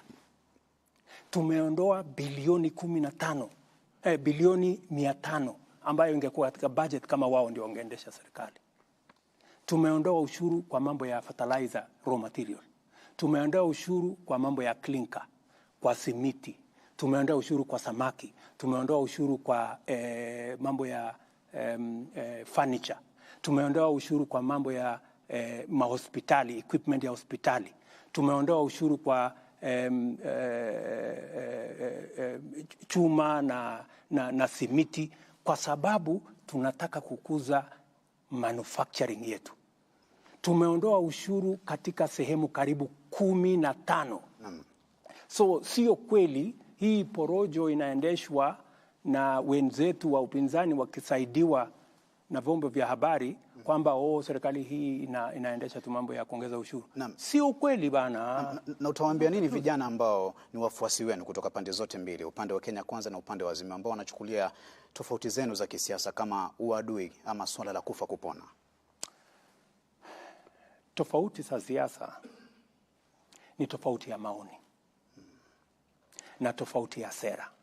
Nilimweleza ule ndugu yangu, na namheshimu kwa sababu ni mzee, namheshimu kwa sababu ni kiongozi.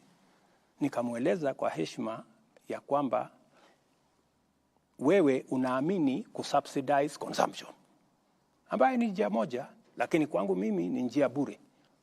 Mimi naamini kwa kusubsidize production. Ndio tofauti, maoni tofauti. Lakini baada ya ile mkutano, si tulikuwa pamoja Kasarani, tukaendesha, tukaona riadha ikiendelea. Na naibu wa rais hakuwa pale Kasarani. Leo tukakuwa pale. Mlifanya mazungumzo yote ya kando kuhusu masuala ya kitaifa? Tulikuwa hapo mzungumza chochote kuhusu? Wacheni fitina bwana. Mr. President, uwepo wako na ukaribu wako, msisome mambo ambayo hayako. Uwepo wako, wewe zungumza chochote kuhusu mazungumzo kati ya serikali na Kenya Kwanza na Azimio? Wewe unasema my deputy hakuwa Kasarani. Huyo amesema. Ni mimi ndiye nilisema. Sasa nakuuliza wewe, alikuwa amekuambia atakuwa Kasarani? Ndio ukasema mbona aliniambia atakuja Kasarani? Picha iliyotambwa mtandaoni na inazungumziwa na Wakenya kwamba ukaribu wako naibu wangu wa rais alikuwa na shughuli Nyeri. Na Raila Odinga. Sasa ulikuwa unataka aje Kasarani afanye nini? Na alikuwa na shughuli Nyeri. Okay, Mr. President. Je, kuna tokota mkono wa heri wa handshake kati yako na Raila Odinga? Waona jana na hata leo. Allow me, Mr. President, to get to the substance element of that conversation in Nyandarua County yesterday. And you premised your government on growing the revenue streams and scaling down on borrowing. That's what you campaigned on. Absolutely. Okay. And I am spot on. Okay. Allow me to quote this Treasury data, which shows between October and April, that is last year until April the previous month. Treasury data shows that the new administration, the Kenya Kwanza administration, tapped into loans worth 425 billion Kenya shillings, which is more than 434.6 billion that the Jubilee government borrowed in the same period when it came to power in 2013. You are therefore above by what Uhuru borrowed at the same period by 17.4 billion Kenya shillings. Why the contradictory position? It's not contradictory. Why borrow more? The budget, my friend, we are using is Uhuru's budget. The budget you will hold me to account is the one we are discussing. You know, when you have a budget in place, even if you came into office today, unless you go to Parliament to change the way the budget is funded, you can't. They had budgeted to borrow in that budget. They had budgeted to borrow 1.1 trillion. I came using the supplementary budget. I cut it down by 300 billion, right? But you see, the train had left the station. So the borrowing was more because in the budget that was read and passed by Parliament, it was meant to be more. All I did is that it wasn't as big as they had anticipated. They had actually wanted to borrow 1.1 trillion. Your Excellency, which the I cut approved down. budget deficit, as at June last year, for the current financial year, the budget deficit that had been approved by Parliament was 833 billion shillings. Of course, the Uhuru administration was there. That was a false number, because when we came into office, we found that they had not factored about 130 billion of pending bills. They had not factored almost 90 billion that was meant to be given to counties. They were hiding figures. And that is why I want to run a transparent government. I want to run a government that's accountable. I want my minister and my administration to be asked questions. And that is why I believe in accountability, and I want an opposition that will hold the government to account. And that is why I am against the handshake. Because in a handshake situation, there is no accountability. That is how a government can hide borrowing the way it was hidden in the last budget. What then will you tell the people? If I look at just the figures of the deficits and how much it keeps fluctuating, at the beginning of a financial year, there is what the National Treasury takes to Parliament, and it's approved as a budget and a deficit. And if I look throughout the year, it always gets adjusted halfway through or midway through the year. 2014, 2015, the approved deficit was 417 billion shillings. By the end of the financial year, it had risen to 533 billion shillings, a jump of 28%. If I just go into another one, 2018, 2019, the approved deficit was 608 billion shillings. It jumped to 734, 21% jump in deficit. This time, you're going to Parliament seeking a deficit of 664 billion shillings and saying, I want to borrow and stay within this. Are you telling the people of Kenya that the Kenya Kwanza administration in the first year will not go back to Parliament and seek to borrow more than 664 billion? Let me first explain why when government says we are going to have this deficit, sometimes they have to borrow more because what they had anticipated to collect, they could not collect. Correct. That's why collection is very important, number one. Number two, sometimes the measures they want to use to raise the revenue, sometimes they don't pass in Parliament. So if a certain measure that was supposed to raise 20 billion does not pass, then you have 20 billion short. Then you have to borrow to cover that 20 billion. So that's why sometimes it has to change. I want to tell you, I will do my very best, by God's grace. If Parliament approves my budget the way it is, I will, to the extent possible, make sure that I live to the commitment I have made to make this budget, the deficit, to come down from the current 5.7 to 4.4. And I want to move it further next year. I have said we are better off, building our own resources, using our own taxes. And I have told the people of Kenya, let us be honest to ourselves. We are not overtaxing ourselves. Our taxes are 16% of GDP. Our peers, South Africa, Tunisia, Morocco, and the others, they are at 22, 25, 28% of GDP.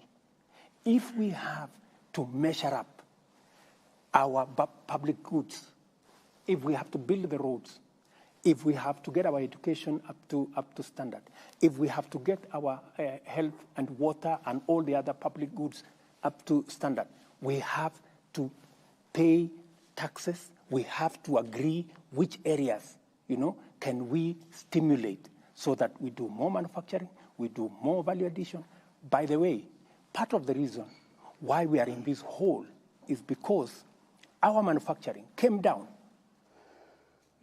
from 9% of GDP to 7%. I want to move it to 15%. By the way, our exports as a percentage of GDP came down from 28% 8 years ago to 10% this year. We just stopped exporting. That's why, if you look at the budget this year, we have introduced export and investment promotion levy on goods that can be manufactured in Kenya. Whether it is cement, we have enough capacity to manufacture. Whether it is clinker, we have enough to manufacture. Furniture, steel. Where we have enough capacity to manufacture responsibly as a country, we must stop importation. We must Right, have, though, from Kenya. and that is why, if you look at my whole budget, I am doing two things. Where we cannot avoid, we raise taxes that are paid by the majority of Kenyans, like VAT on fuel. What we have also done, we have reduced RDL, Railway Development Levy, from 3.5% to 2.5%. We have reduced IDF, import declaration fee, from 2% to 1.5%. We have also reduced many other taxes because I am sensitive that we have to be careful how we tax. We must tax responsibly. Yeah. It is possible for us to move our tax as a percentage of GDP from 14 to 16%, as I am proposing in the budget, responsibly. We can balance out. That's why we are removing tax on gas. We are adding tax here because we want to balance. And we want to make sure that everybody, for example, let me give you another example. We have reinstated, before COVID, turnover tax was 3%. During COVID, it was taken to 1%. We have reinstated it because COVID is behind us. Because we want also the people in the micro and small enterprise space to pay a little bit of tax. This tax cannot be paid for by a few people. We want to spread it. The same thing, we have also enhanced what we call advanced tax. The tax you pay for your car, for my car, for all these vehicles we are driving, from 3,000, which was put in 2010, now 12 years later, my friend Latif, we've increased the number of roads. We have increased our bill on roads. We've increased it from 3,000 to 5,000 per year. So these are measures, and so we want everybody to carry a bit of the tax. But we have reduced tax on pharmaceutical manufacture. We have reduced tax on manufacture of building products, building materials, so that we can also grow our local. Mr. President, the main concern also accompanying all this is a concern from Kenyans from what they see the government doing, which is what Lofty had asked earlier, the government appearing to spend excessively. How do you cut back on the excesses of the government? See, your own economic advisor, David Day, has said it publicly. He's gotten into government and he's seeing there's excessive. And David is speaking the truth, and that is why we have cut down on unnecessary expenditure. That's why we were able to reduce the budget by 300 billion. That's why in this year's budget, we've been able to reduce from, instead of borrowing 1.1 trillion like the former regime, we are now going to bring it down to 600, those numbers you read, 660 something. So we are responsible. Okay. You're telling me you increased 90 million that was borrowed by State House. Yes. What used to happen? The office of the deputy president has been shut. So if you have to reinstate the operations of the office of the deputy president, when I was there, what happened? The office was, I was paying from my own pocket fuel for my cars. I was paying for tea in my office. I was paying for allowances for my drivers and everybody. It was not fair. But you see, I respect my deputy. I want my deputy to run his show. And I want my deputy to work in an office that works. My deputy is very busy. Today, he can hardly have time. He is permanently in the office because I have assigned him responsibilities. For example, I assigned him the responsibility of making sure that no Kenyan dies. He was sitting on it with development partners, with other Kenyans, and no Kenyan died because of kukosa chakula. Because when you get people to help you work becomes easier and work becomes better. Mheshimiwa Rais, swali hili la nyongeza ya milioni 93 katika Ikulu mimi nimeliuliza na linafungamana na matumizi haswa ya ugatuzi. Na Wakenya wamejiuliza, haswa Wakenya wa matabaka ya chini, pia viongozi haswa maseneta katika mrengo wa upinzani, kwamba je, Rais, wewe ni adui wa ugatuzi ama unaunga mkono ugatuzi, ikitegemewa kwamba ni maseneta wako ambao waliangusha pendekezo hili la tume ya mgao wa ushuru CRA kuongeza mgao hadi bilioni 4.7 wakapitisha 407.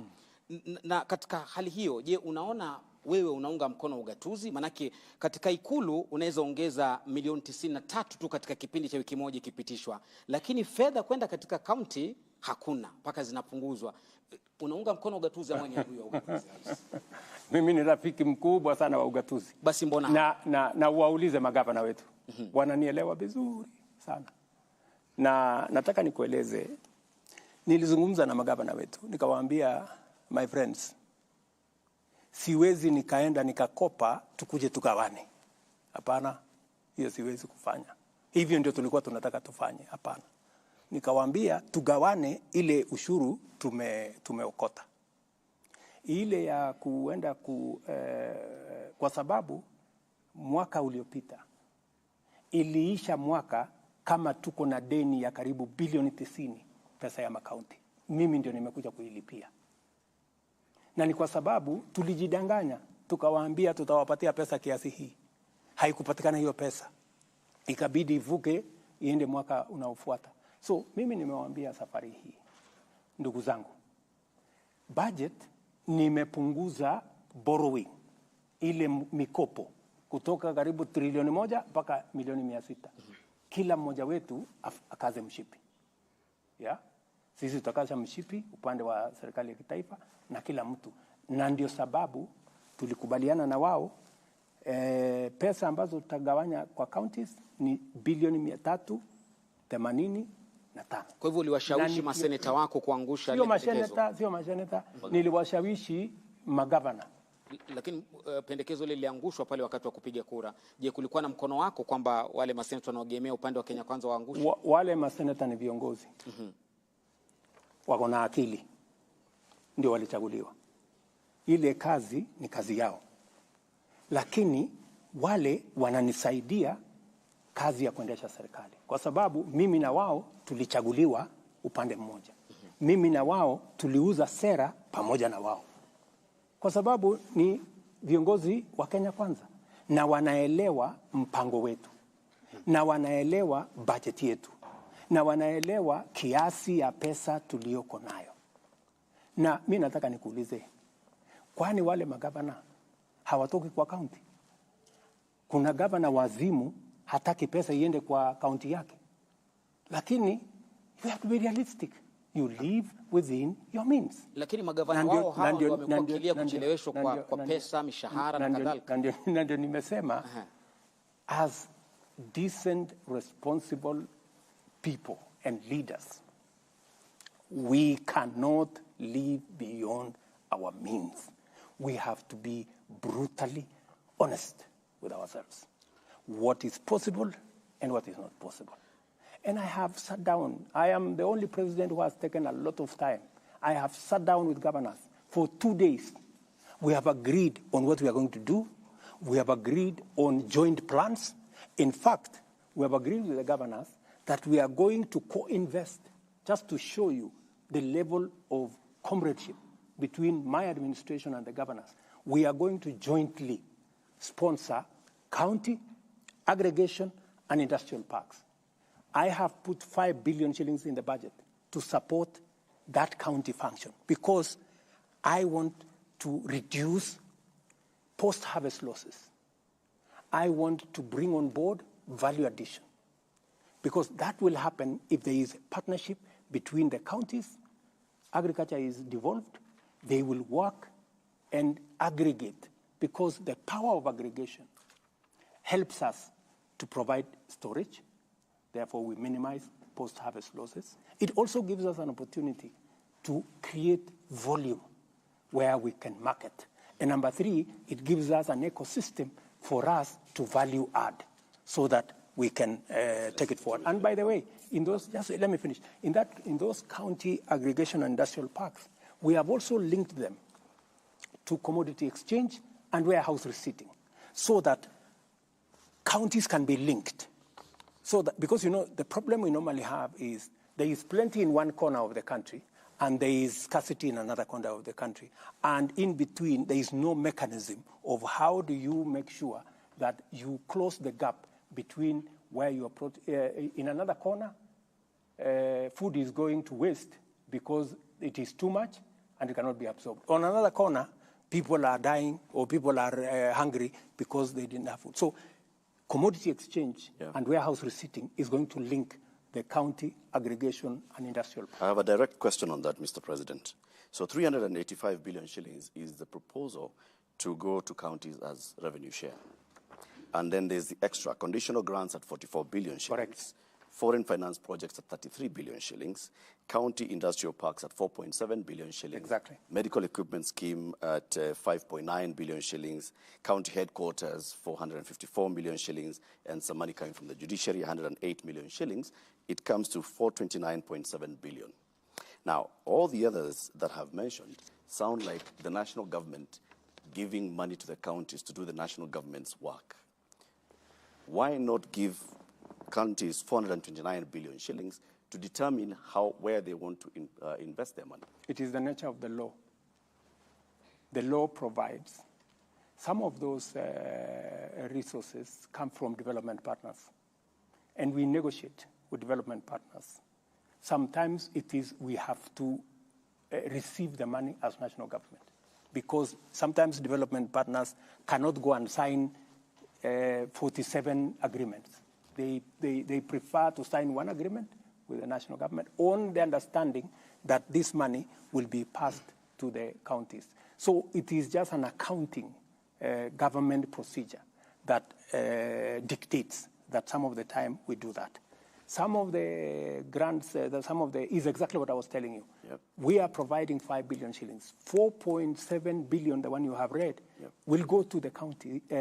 In fact, that's a county function. It's not a national government function. Exactly. I am supporting the counties to do what they are supposed to do. But I am telling them, I am not giving you extra money, because I have an interest in the county aggregation and industrial park.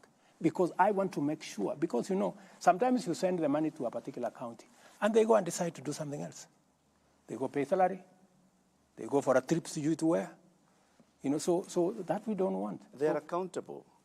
They are accountable. They Precisely. have their own means of accountability. Precisely. You should not be determining what they do with the money. Send the money to them. The Senate will discuss the county allocation of revenue Latif, and pass it. that's not how it works. According to the formula by CRA, the That's- money goes to the counties. That's not how it works. Why do you want, Mr. President, the national government to determine what projects are going to be We have done already by functions that are devolved? We have already agreed in advance.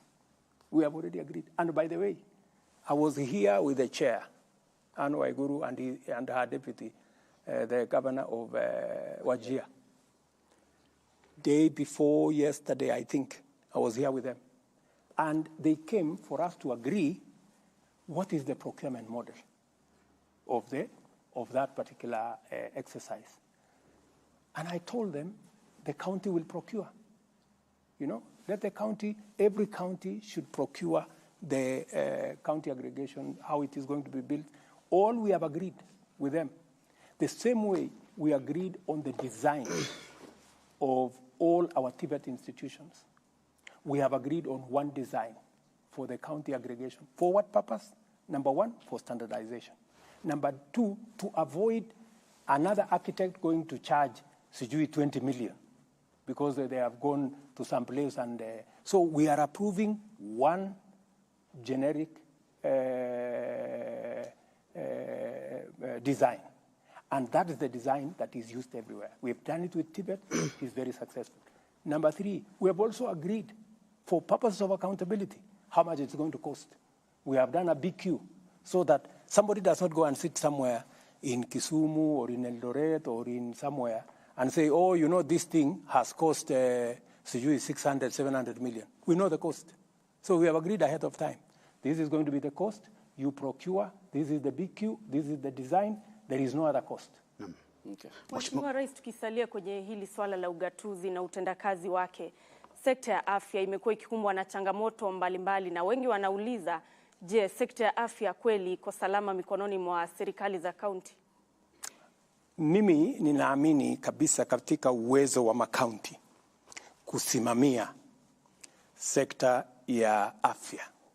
Kuna watu wengi wako na msukumo kwamba sekta ya afya irudishwe kwenye national government. Mimi siamini kabisa, kwa sababu mimi nimeona tofauti mkubwa tangu mambo ya afya iwe devolved.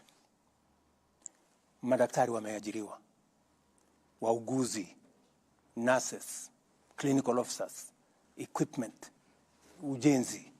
So mimi ninaamini kabisa ya kwamba sekta hiyo ya afya imekuwa bora katika mikono ya county governments. Pale kidogo tuko na matatizo, kwa sababu lazima tuseme ni kwamba tuko na matatizo kidogo na wauguzi wenyewe, madaktari na wale manases, na tumekubaliana vile hilo jambo tutalitatua. Na nurses and doctors, they have some legitimate concern. Not actually some, they have legitimate concerns. Ya mambo ya promotion, mambo ya training, na pia counties wako na legitimate reasons. And that is why tumekubaliana na county governments. Tumeketi chini, tukasema we are going to operationalize part of the law that was not operationalized on human resource that is going to help us jointly with county governments to work on the human resource element. How are we going to make sure that the doctors are trained? When they go on training, what happens? Because counties wanatuambia madaktari 10-20 wameenda training miaka 4.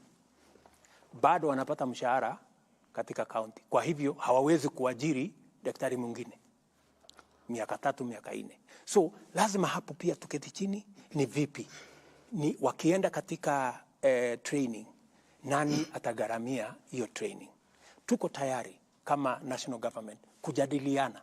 Tutafanya mgao hapo katikati, tutakubaliana ni vipi, na mimi niko na imani ya kwamba tutakubaliana, kwa sababu we have an interest in doctors being trained. We have an interest in counties being able to provide service. So we must strike a balance. That has been the issue. But to tell you, my dear sister, I am very, I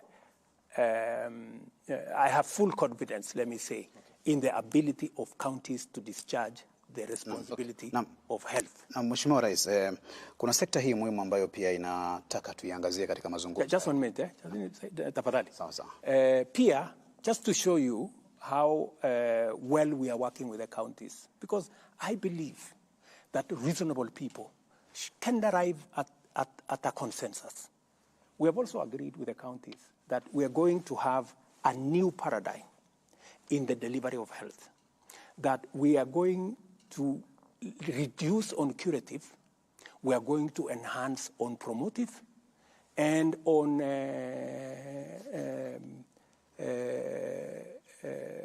preventive.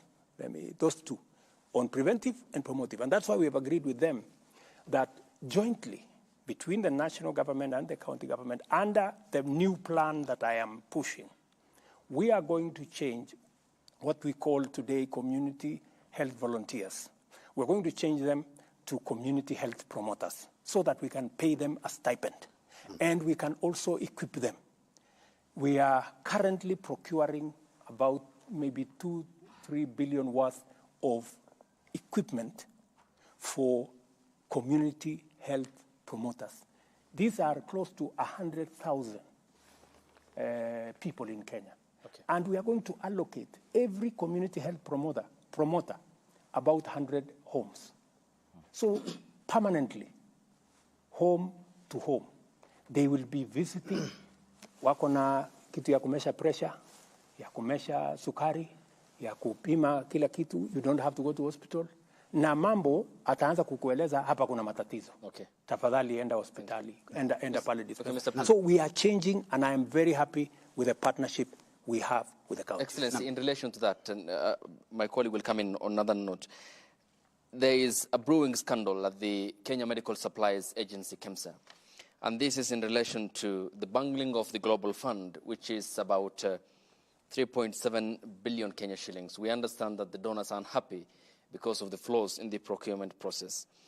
And there seems to be systemic corruption that we aren't talking about. And to an extent, you mentioned that during your campaigns of the scandal at the KEMSA, which is the Kenya Medical Supplies Agency. What then will your government do? Because you have talked about the hospitals, the facilities, and the personnel, but there needs to be the medication that will come from this agency. How will you address the problem of corruption at KEMSA? Watch this space.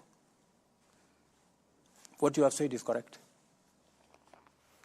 So, and I am doing something about it. I don't want to speak about it now. We'll see results then? Yes, you will see results. Mr. President, I want to give you my commitment. I will clean up KEMSA.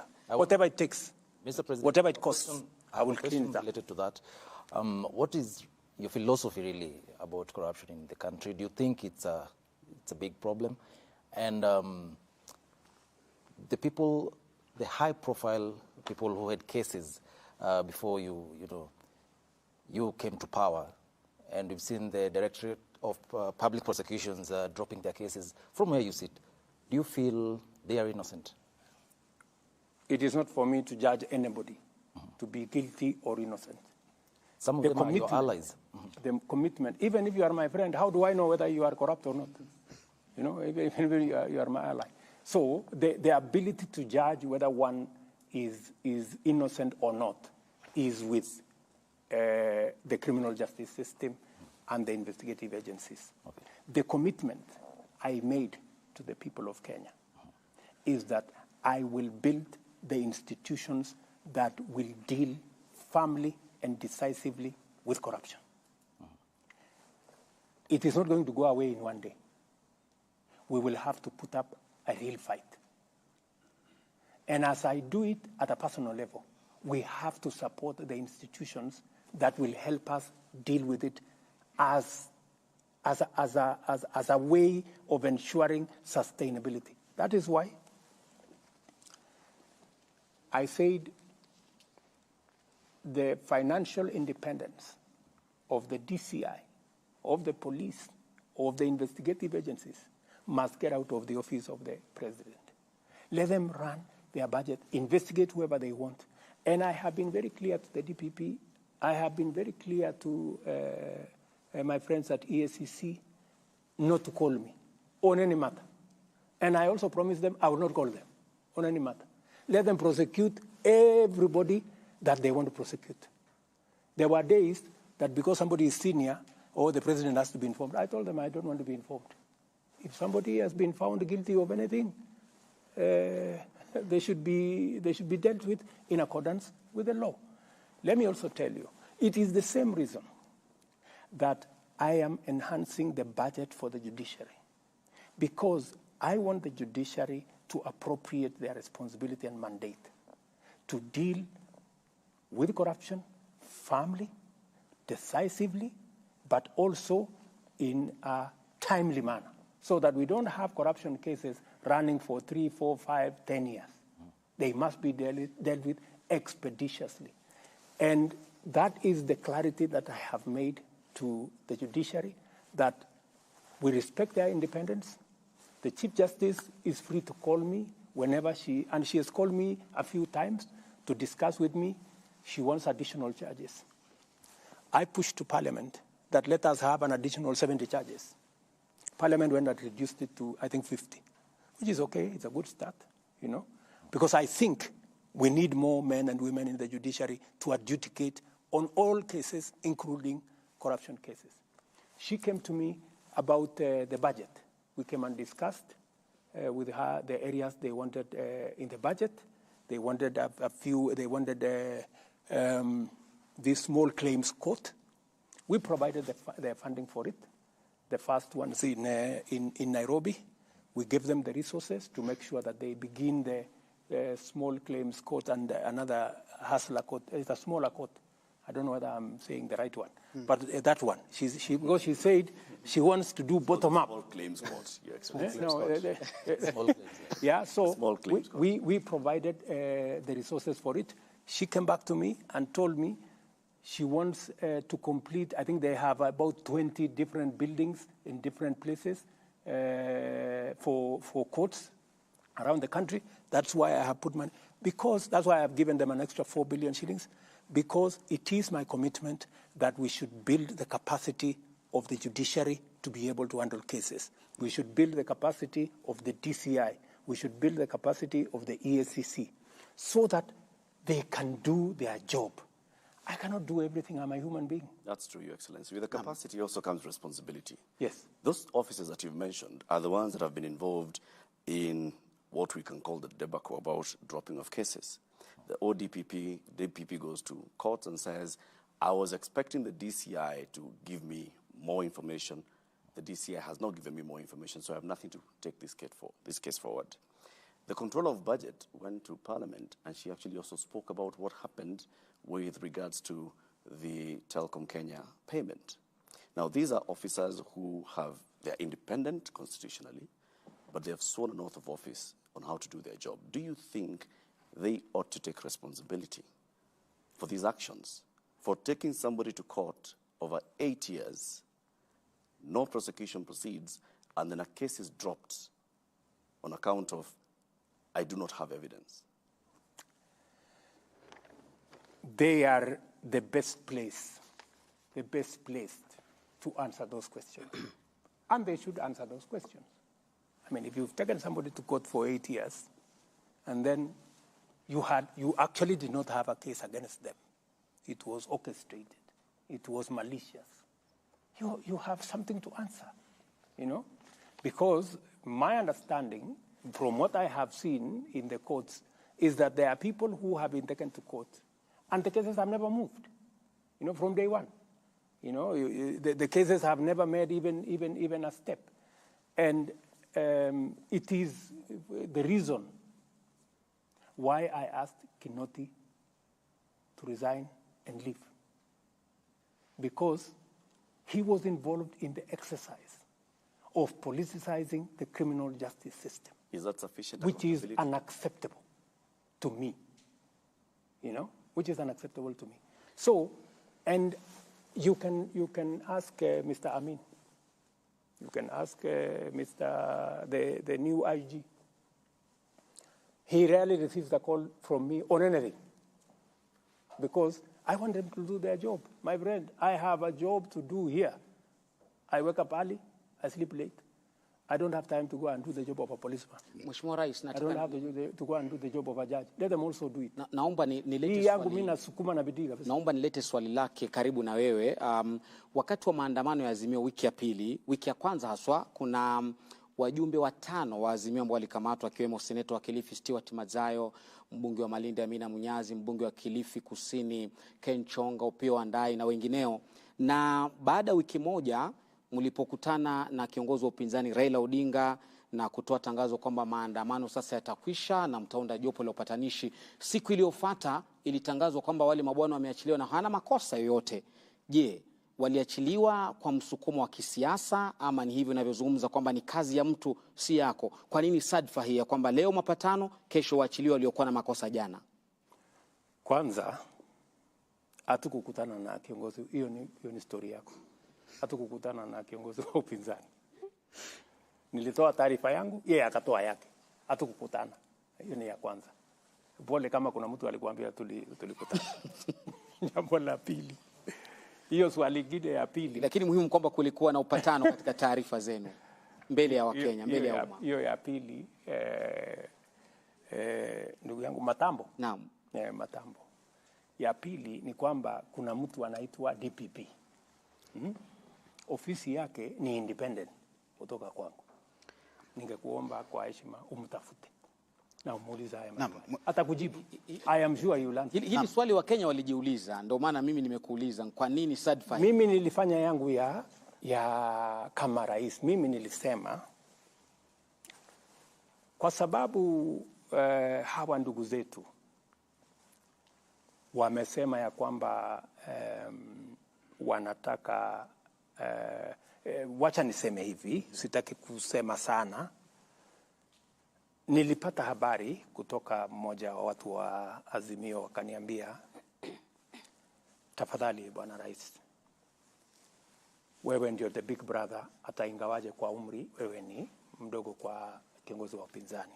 Wewe uwe wa kwanza kusema ya kwamba huko tayari kutafuta njia ya mazungumzo. Nikawaeleza mimi mazungumzo sina shida. Bora sio mazungumzo ya handshake. Kama ni mazungumzo ya kule bunge, watu waende waongee. Hii maneno mnasema saba, sijui maneno mnasema sijui nikawaambia hii IBC tuko tayari. Mimi sina mtu pale ambaye nimemweka kwa sababu yeyote. Kama tutakubaliana ya kwamba Public Service Commission haifai kutoa mtu, ama political parties haifai kutoa mtu, tubadilishe sheria. Mseme mnataka nani atoe huyo mtu mwenye atakuwa katika hiyo panel. Me, I have no problem. I have no interest. I did not select even one person. The list was brought to me. Mimi nikakuja tu nikatia sahihi, nikasema LSK walilete mtu wao, interreligious walilete mtu wao, political parties walilete watu wao, Parliamentary Service Commission walilete watu wao, public service. Mimi hakuna mtu ambaye anasema anachaguliwa na rais kwa hiyo jopo. So mimi nikawaambia sheria ndio inasema. Mkibadilisha sheria, mtafute mbinu mpya, mniletee. Mimi nitakubali. Yes. Bwana Rais, napenda kurudisha kwa kimombo. Just a minute before my colleague goes ahead with that question.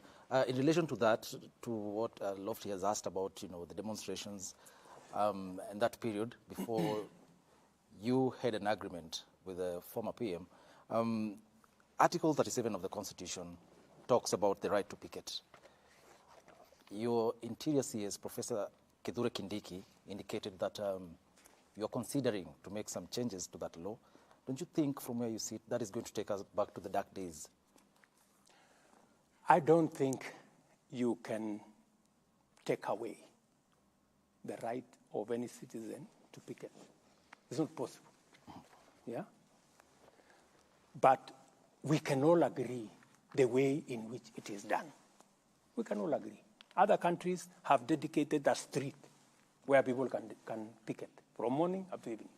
You go, I was in Brussels. There is a street there where people are permanently there. Huyu anasema yake, akona malalamiko sijui ya nini, ule mwingine anasema malalamiko ya nini. Na iko media hapo, unasikizwa yako, inachukuliwa na media, inasikizwa ya ule. So, dunia inaendelea bila ya kusumbua wale watu wengine wengi. Kuna mahali imetengwa hapo ya watu kusema hiyo maneno. Hiyo ni sawa. So, tunaweza kukubaliana. Ile ambayo mimi ninaona haifai, ndugu zangu, ni kutumia picketing kuzusha ghasia na fujo na vita, kuharibu mali ya wananchi. Nobody has any right, my good friend. Nobody has a right. Hata kama biashara ni ya mama mboga hapo, unaenda unakanyaga mboga yake. Wameenda sijui pale hapo Kisumu, jamaa moja wameenda wakakula vitu yake kwa restaurant yake, ule jamaa alikuwa analia machozi hapo nje. Wameenda sijui supermarket nyingine hapo Utawala, ama ilikuwa ni wapi pale Mbakasi, wameloot. That's not picketing. That's criminality. And those hiyo maandamano yote si kuona any peaceful maandamano. Ilikuwa ni fujo, vita, ghasia, nini. So it's not working. So we need to agree, the right to picket must be protected. Okay. But the how is important. Mheshimiwa Rais, vijana, mashabiki wa spoti na vile vile wachezaji wanasema tusiwasahau katika mazungumzo ya siku ya leo. Michezo inaleta jamii pamoja. Hili umekuwa katika derby ya mashemeji na jana ulikuwa katika mashindano ya Keep Keno Classic uwanjani Kasarani. Serikali yako inafanya nini kuhusu kuinua talanta na vile vile ujenzi wa viwanja? Kesho kwa mfano nitapokea habari ya ile commitment nilifanya kwa watu wa Kenya ya kwamba nitaweka umuhimu katika mambo ya michezo katika taifa letu la Kenya. Nilisema tutajaribu kuhost Africa Cup in 2027. We are launching our bid on Wednesday, right? I was part of the people who came up with the sports fund because we wanted to reward, we wanted to create, because we have talent in Kenya. We have arts, we have the creatives, we have the sports talent in Kenya. We wanted to find a mechanism of promoting. That is why mimi nimelaumiwa sana. Wewe ulisema nini? Stadium. Wewe ulisema stadium. Sasa mtaniuliza mambo ya stadium na nitawajibu because I am now in charge. Tupe jibu. Na niko na mpango, nimemwambia Babu na Mwamba atengeneze master plan. You will see a big difference. Okay. Yeah? And already we are doing something about our stadia, right? So we are going to invest in the infrastructure. We are also going to invest in the training. We are also going to invest in the positive profiling of sports. When I came into office, the first thing I did, I told Babu na Mwamba, enda mpaka utafute watu wa FIFA mahali waliko. We cannot continue to have our country banned by FIFA. And within 4 months, ban yenye ilikuwa hapa for 2 years, we removed it. Today, we have come back. I also told Babu na Mwamba, we were almost being banned, mambo ya athletics, kwa sababu ya mambo ya doping. We have invested $5 million, almost 600 million shillings, to make sure that we have the ecosystem to test our athletes. I think they do it now almost every week, to make sure that doping is not part of our sports. So I am very clear on where I want to take sports. In fact, you heard me announce that we are going to have a bottom-up tournament from the world. Yenye tutafanya finals tarehe 12 December, because we want to grow sports. I have also said, Abdi, that how do we positively profile, kwa sababu watu walikuwa wametoroka hata kwenda kiwanjani. Yeah? So I am now going to work with KBC. I am going to talk to CA. I am going to talk to various sponsors so that we bring back the televising of all our sports, of our tournaments, of our league, and provide additional resources so that we create the unity, as my good brother here has said. All right. Sports brings us together. Okay, thank you, Mr. President. And allow me to take you back to the event in Nyandarua County yesterday. You were deputy. We were talking about taxes. Okay, of course we did. Yes. And not about taxes in relation to that. Okay. Because it's still about running of a government. Yes. Your deputy is on record in equating Kenya to a shareholding company. Yesterday he talked about state appointments, and he talked about it while you were there. I don't want to quote him verbatim. In regards to state appointments that you make as the commander-in-chief and the symbol of national unity, is it a right for others and a privilege for the rest, yet your government expects all Kenyans to pay taxes? It is a right for every Kenyan. What do you say about the sentiment by your deputy? My deputy is a very eloquent person. It doesn't matter the eloquence. I suggest... Is Kenya a shareholding company? I suggest you go and ask him those questions. Okay. He's a very capable Kenyan. All right. It's straightforward question. And I am sure he will not shy away. Okay. He knows how to handle those questions. And but I can give you my commitment. Mr. President, let me just pause you. You will proceed. I'll give you the time. You will answer me. Okay. Allow me to ask you the question. Okay, Abdi. The presidency is a symbol of national unity. Correct. You all represent us, isn't it? Absolutely.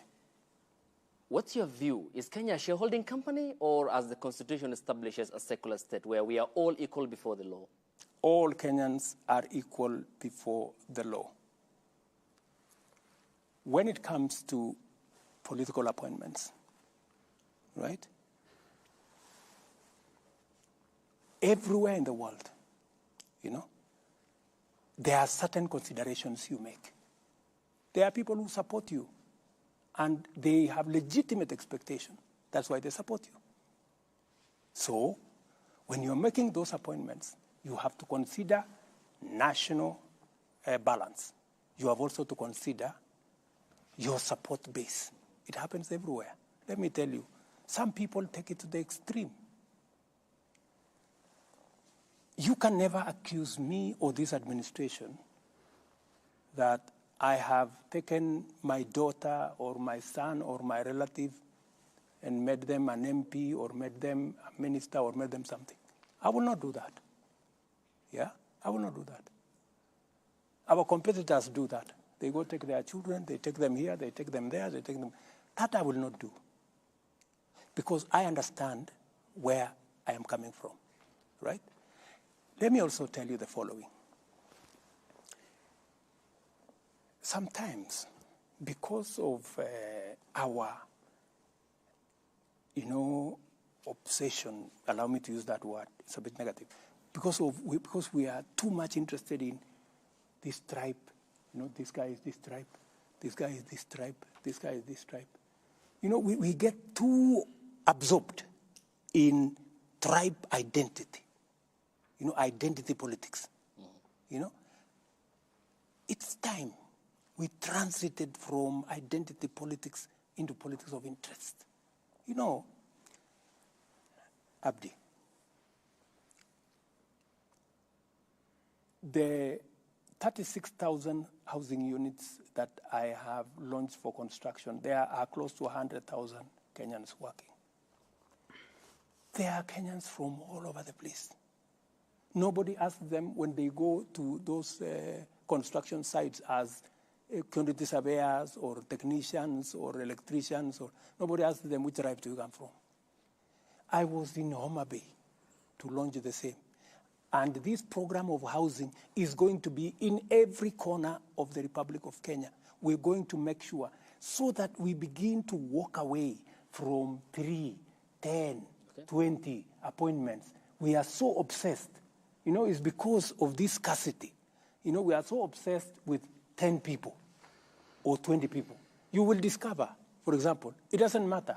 Even if I appoint 20 people from a certain community, let me not mention any community, it will not change the dynamic. People from that community, millions are still on the street. Wengi bado wako kwa dimanga pale.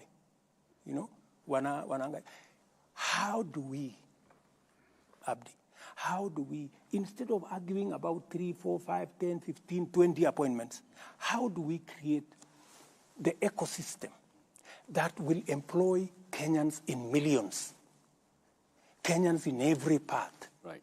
How do we make sure that we have a program in Kakamega that will employ 10,000 young people? We have a program in Kwale.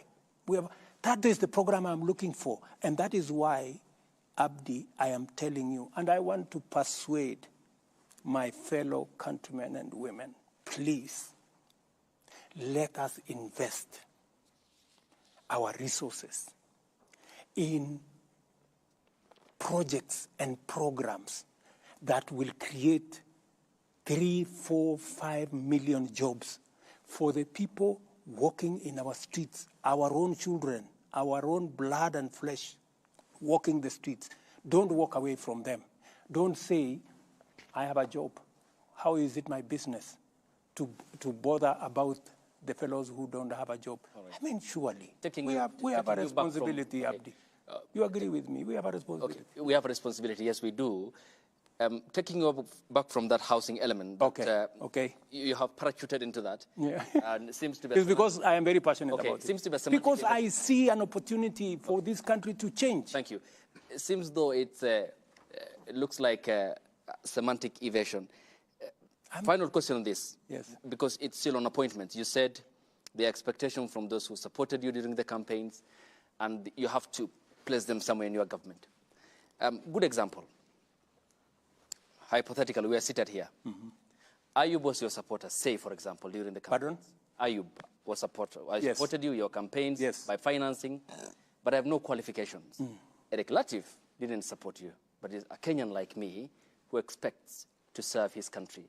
He has the qualifications. He has the merit, for example, let's say. Between me and Eric in your government, who will you pick? I will pick Eric. Okay. But that is not the case in many aspects. That is the case. It isn't. That is the case. You have made political appointees. That is the case. Awarding competency. And I appointed General Ogola. General Ogola is among the people who went to Bomas to try and overturn my victory. Do you know that? But because when I looked at his CV, he was the best person to be general.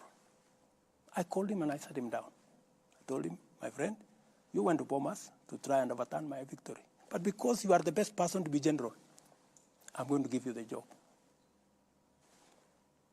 That is how it works with me. That's why I told you, if a person has the qualification, if he is the best for the job, I will give him the job. But that is the military. There's a code of conduct for the military and how politics works in Kenya, Mr. President. Let me tell you, my friend, I had the opportunity. I could have appointed anybody. I had, I think, 10 choices. I didn't have to. You know, there are people who say, oh, you know, William Ruto appointed Ogola because he was the deputy CDF. That's not the case. I made the decision consciously. And I made the decision against the advice of many people. Many people told me, you should not give this, you should not reward this kind of behavior. Okay. But, you know, I also must be sensitive. What exercised my mind? This gentleman has a good track record. And in fact, when I spoke to him, and it's not something that I should be talking about, but because you have asked a good question. What exercised my mind is this gentleman, yes, he may have made a mistake. Maybe because the commander-in-chief that time told him what to do. Maybe he... And when I talked to him, he told me, I have no defense. He told me, I have no defense. You do with me whatever you want. I cannot defend. It was wrong. What I did was wrong. Yeah? I am also conscious. My good friend Ayub, I'm also conscious that since independence, there is nobody from Nyanza who has ever been CDF. And it also played in my mind that I don't want a situation where a whole community think they cannot occupy a certain office. So many things that are part of my system overweighed the mistake he had done. Okay. You know? So I want to tell you that I make very sensitive appointments. I make very deliberate appointments.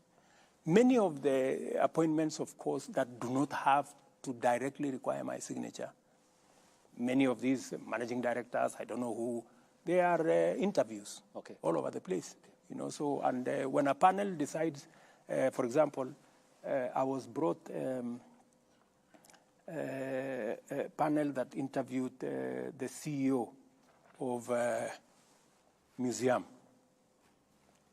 And just by coincidence, you know, the person who became number one was my classmate. And I never even asked anybody to assist her. So when it came to me, I told my friend, you know, if she's the best, she was a lady, Okay, so it's safe to assume that according to the president of Kenya, Kenya is a country where all Kenyans are equal before the law. But interestingly, according to his deputy president, it's a shareholding company in which political appointees ought to be the priority for the government. I think you should not take the sentiments of my deputy out of context. What was the context? I think it is fair if you can arrange an interview with him so that you can contextualize, because now we are discussing him, me and you, and he's not here. Not him per se, Mr. President. No, because that's what it is. Okay, not him per se, Mr. President. We are discussing what he said. He's not the subject here, but okay. Let me put it this way. Let me paraphrase the question. What's your interpretation of what a shareholding company means? What do you understand by it? I think, from where I sit, I think what Rigathi Gachagua is just trying to say is that while it is true that first we must serve all Kenyans equally, we must, to the extent possible, spread appointments across the country. And that's what I have tried as much as possible to do. If you look at my PSS, I think I got PSS from 41 counties. If you look at the CASs, I got CASs, I think, from 45 counties. Every county has a CAS in my administration, even the ones who voted for my opponent. I put them. If it was the philosophy of my deputy, they wouldn't be shareholders, and therefore they wouldn't qualify. But there is an extent to which you must nationalize, Many people thought, for example, the Hustler Fund. Many people thought, this is just going to be for the people who voted for Kenya Kwanza. It is not. Look at the distribution of the Hustler Fund. Every county in the Republic of Kenya, equally. You don't have to know nobody. You don't have to know your MP. You don't have to speak to nobody. It is your phone and Hustler Fund. You have your money, you move on. So that is, and precisely, my good brother Ayub, precisely what I was saying. Instead of arguing about 20 appointments, 15, I don't know, this community, that community, why don't we bake a bigger cake? Why don't we create 1 million, 2 million jobs so that everybody has a piece of the pie? And that is what I am asking my good people, the people of Kenya, to help me, invest in these programs. Let us pay our taxes. Let us contribute to the housing fund. Let us, those of us who have a job, let us not hold those who are without a job in contempt. They have not committed any crime. They are not lesser human beings. It is just that they don't have the opportunity me and you have. Let us do something about them also feeling part. Mheshimiwa, kabla mwelekezi wetu ama kiongozi wetu kumalizia, naomba tukate mzizi wa fitina kwa swali lake Ayub. Kwa hivyo sasa hivi unaweza kuambia Wakenya kwamba matamshi ya naibu wako unayakana na kuyakashifu kwamba serikali yako si kampuni ya hisa. Haya ni mambo yako. Kwa hivyo unamuunga mkono basi. Haya ni mambo yako. Tuambie nimewaambia, yule bwana ni mtu mwenye ako na anaweza kujieleza. Mbona nyinyi mnakuja kumleta hapa, kumleta kwa mjadala hapa? Mumemuuliza yeye akakataa kuwaona. Tumeleta maneno yake. Mbona mnaleta maneno yake na ni mtu mzima? Kwa sababu ako na akili timamu. Wewe ndio kiongozi wa serikali. Mbona msiende nimewaeleza msimamo wa serikali ya Kenya. Sasa ile imebaki, mtafute, anaitwa Rigiji. Mtafute. Excellency, we will be concluding our conversation this evening, and thank you very much for giving us this time. But we have to conclude with a conversation about the future generations. Yes. Article 53 of the Constitution, every child in Kenya has a right to free and compulsory basic education. The junior secondary school pupils went to school on the 30th of January, and they closed at the end of April.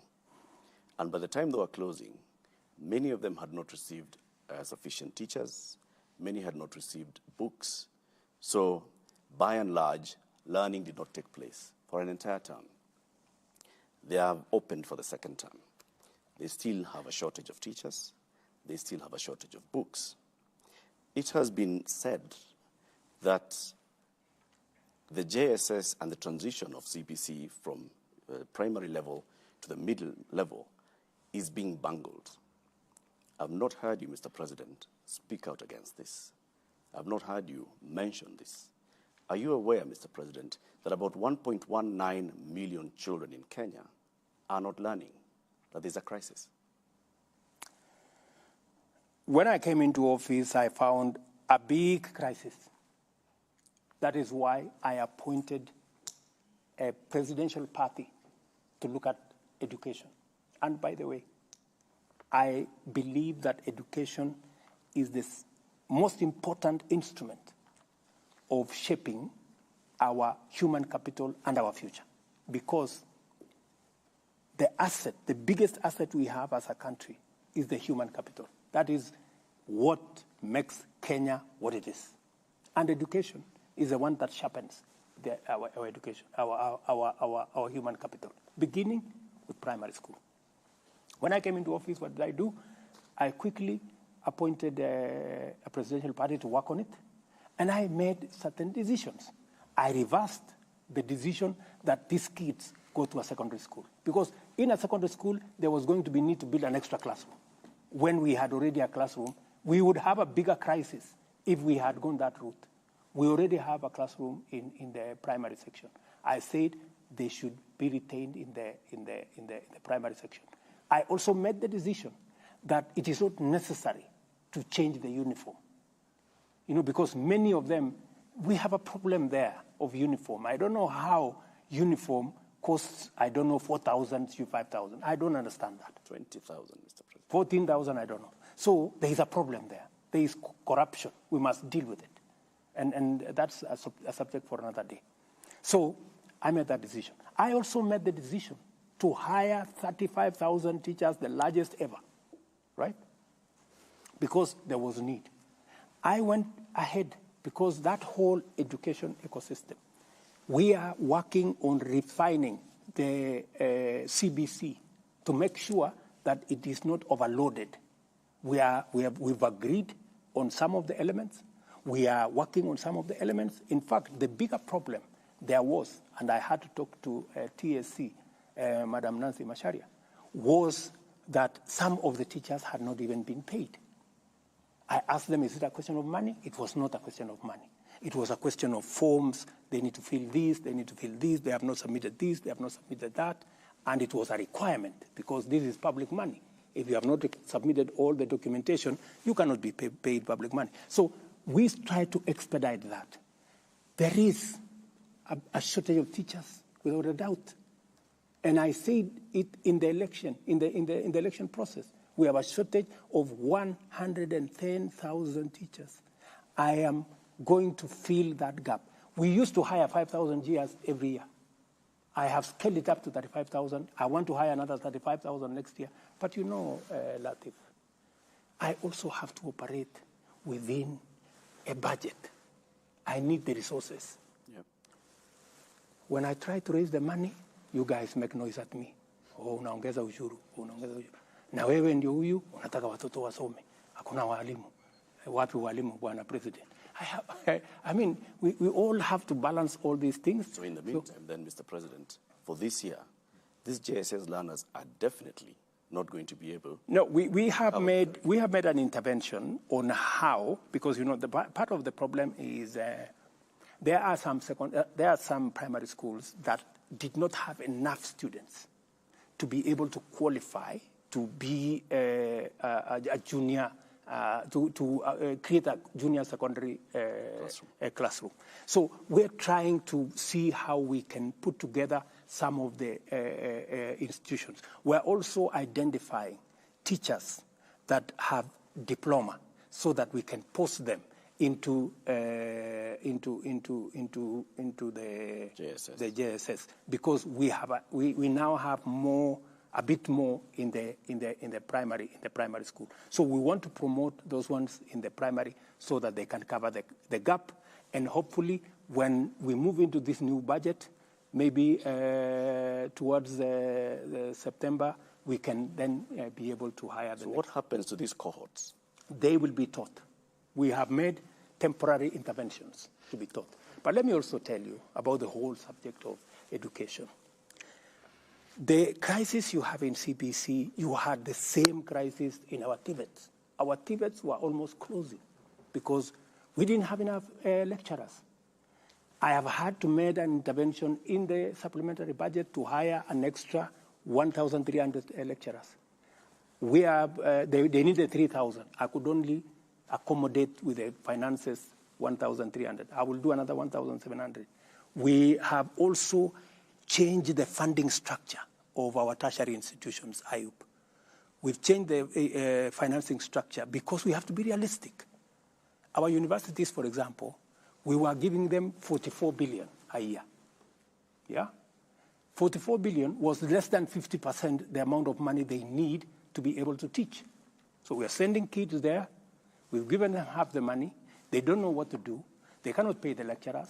They cannot pay bills. They cannot pay NHIF. We have a whole crisis. And nobody was making any decision because nobody wanted to, because it was too big a problem. So when we came into office, I asked my economic team, call the vice chancellors. We sat down with vice chancellors. We told them, gentlemen and ladies, let's have a conversation. You know, we have to be realistic. What's going to happen? So we sat down with them.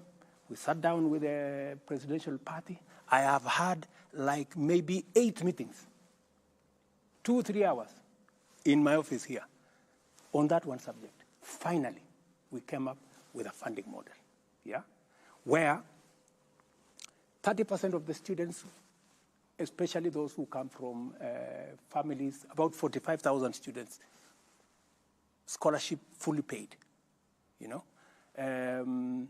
And we changed the funding structure from giving money as grant to the university to giving money to the student as scholarship, so that we know who and how many. And every student now has to apply for that scholarship. We have a means testing instrument, which has worked for 25 years to determine who can qualify for funding, who does not qualify for funding. 45,000 students will get 100%. That's about, I think, 29% or thereabout. The next group, I think about another 25 or so percent, will get almost 85% scholarship, and part of it will come from loan. They will take a bigger loan, which they can pay later. And the able students, who are about, I think, another 20-something%. My child, Ayub's child, maybe yours has not gone to university. and I mean, those are our kids who go to these academies where we pay 300,000, 200,000. We've now said they must pay a little bit fees in the university, between 20,000 and 40,000 a year. And we've moved the funding from 44 billion to 82 billion every year. The celebration that was here by the vice chancellors was amazing because they've always wanted to have this conversation. Nobody was willing to listen to them. We have moved the funding for our TVET from 5.2 billion shillings to 10 billion. We will be sure that our kids will go to university and they will be taught, the lecturers will be paid, the emoluments and all the other things will be paid, and we have it on a sound footing. I can tell the country from where I sit, the mess we found in primary school, in our TVETs, in the universities, is sorted. And what is more, I started the agenda of Open University when I was Minister for Higher Education. When I left, it stalled. Again, I want to tell the people, the great people of Kenya, you will now have an opportunity to go to an open university where you learn online. You don't have to go to anywhere, and it is cheaper. Konza City, we are working on the programs now. We are going to launch that university, I think, in September this year. So we'll admit students in the Kenya Open University, where we are going to increase the chances of people going to university because it's much more affordable. You know, you don't have to go to there physically. The largest university in India is an open university. The Open University of South Africa is a huge university. I think it has 1 million students. Yeah. So that's the direction we are going. That is the kind of reform, that's the kind of thinking you need in a country for us to move forward. Mheshimiwa Rais, unapoangalia sekta ya elimu na tushikanishe tu pamoja na masuala ya usalama, unapoangalia eneo la North Rift, bado kumekuwa na changamoto ya usalama na kuna wale wanafunzi ambao walitarajia kujiunga na JSS sasa hivi pengine hawana madarasa. Hatima yao ni ipi? Ikiwa wanakutazama sasa hivi wanajiuliza JSS pengine ni ya mijini tu ama hatima yetu ni ipi? Pale North Rift, especially sehemu ile iko na matatizo ya usalama, imekuwa ni ile huyu bwana anaita donda sugu. Anaitwa nini? Donda ndugu. Na sugu ni gani? Ni hilo. Okay. Kwa muda mrefu na miaka nyingi. Na niliwaeleza wale ndugu zetu wanaoishi North Rift la kwamba kwa vyovyote tatizo hii ya watoto kukosa kwenda shule. Mashule karibu 20 yamefungwa kwa miaka 5, 10. Mingine miaka 15. Niliwaambia safari hii hili tatizo tutalitatua. Ndio nimechukua hatua ya kwamba pale katika North Rift tutaweka hema ya jeshi permanent. Pale katika North Rift tutaweka camp ya polisi permanent. Hawa magaidi na wakora na wezi wa ng'ombe tutapambana na wao. Na mimi nataka niwaambie nikiketi kutoka hapa, kwa vyovyote, if it's going to take 10 years, if it's going to take 20 years, they better be ready. Because this story of kids not going to school must come to an end.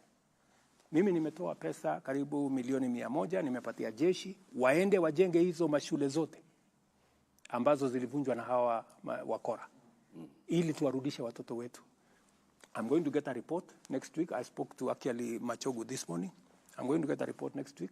Mahali wanajeshi wetu wamefikisha, because our kids must go back to school and we are going to deal with the challenge of insecurity in the North Rift, whatever it takes. And I have made that commitment as the President of Kenya that North Rift we must get rid of this insecurity in North Rift, because North Rift once and for all. Yes. Naomba mheshimiwa tumambua time imeisha. Uliza swali la mwisho. Naomba tu kuongeza bizari kwenye swali lake Nancy la masuala ya Baringo. Naam. Okay. Ni kwamba kuna shule moja inaitwa Ngeleche na nyingine inaitwa Rugus, bado hazijafunguliwa na zinatumika zingine kama vituo vya kuwafunza wale wanajeshi ama polisi wa akiba.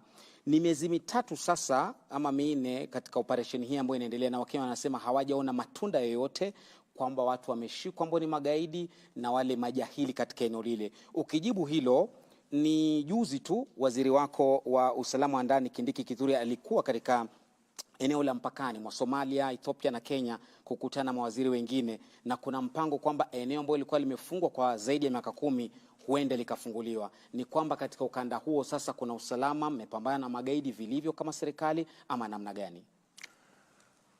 Ni kweli. Nimeenda by the way mpaka hiyo shule ya Rugus. Ya, na ukienda pale utapata matatizo sana. Ukiyaona yale mambo yako vile mambo yalivyo pale. Na ndio sababu niliamua ya kwamba kwa vyovyote, hata kama itanigharimu nini, lazima hii jambo tulitatue. Ni kweli kuna mashule, nafikiri kulikuwa na mashule karibu 20, nafikiri there are almost 5 or 6 schools that are not yet open. Because some of them have not been repaired. Wengine wazazi walihama, watoto walihama. So lazima tuweke kwanza usalama wa kutosha, ndio wale watu warudi pale, ndio tuweze kufungua shule. Ile hakikisho mimi nataka nitoe ni kwamba serikali ya Kenya itahakikisha ya kwamba kwa vyovyote tukitumia jeshi la polisi, tukitumia askari wa ziada ama ulisema wanaitwa nini? Akiba. Hawa wote tutawaweka katika hiyo mchanganyiko mpaka swala hili la usalama lipatikane. Pale mpakani tumezungumza na serikali ya Somalia, tumezungumza na IOM, nilikuwa na wao hapa juzi, na tukasema kule kufunga kwa biashara mpakani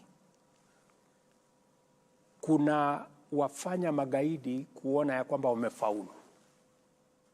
Ni vipi tunaweza kuhakikisha, unaweza kuweka ya kwamba hali ya kawaida ya maisha inaendelea hata pale tukibambana na magaidi. Ya? Kwa sababu kule kufungwa kabisa kwa mpaka makes it look like the criminals have succeeded in blocking people between our two countries, trade between our two countries, and as a result smuggling and illegal things are going on. It is better we have a formal border where taxes are being collected by Somalia on the other side, Kenya on this other side. Because in the absence of a border point, it means there is nowhere, so you will still find products moving from here to there, but there is no mechanism of checking whether the products meet standards, whether taxes have been paid.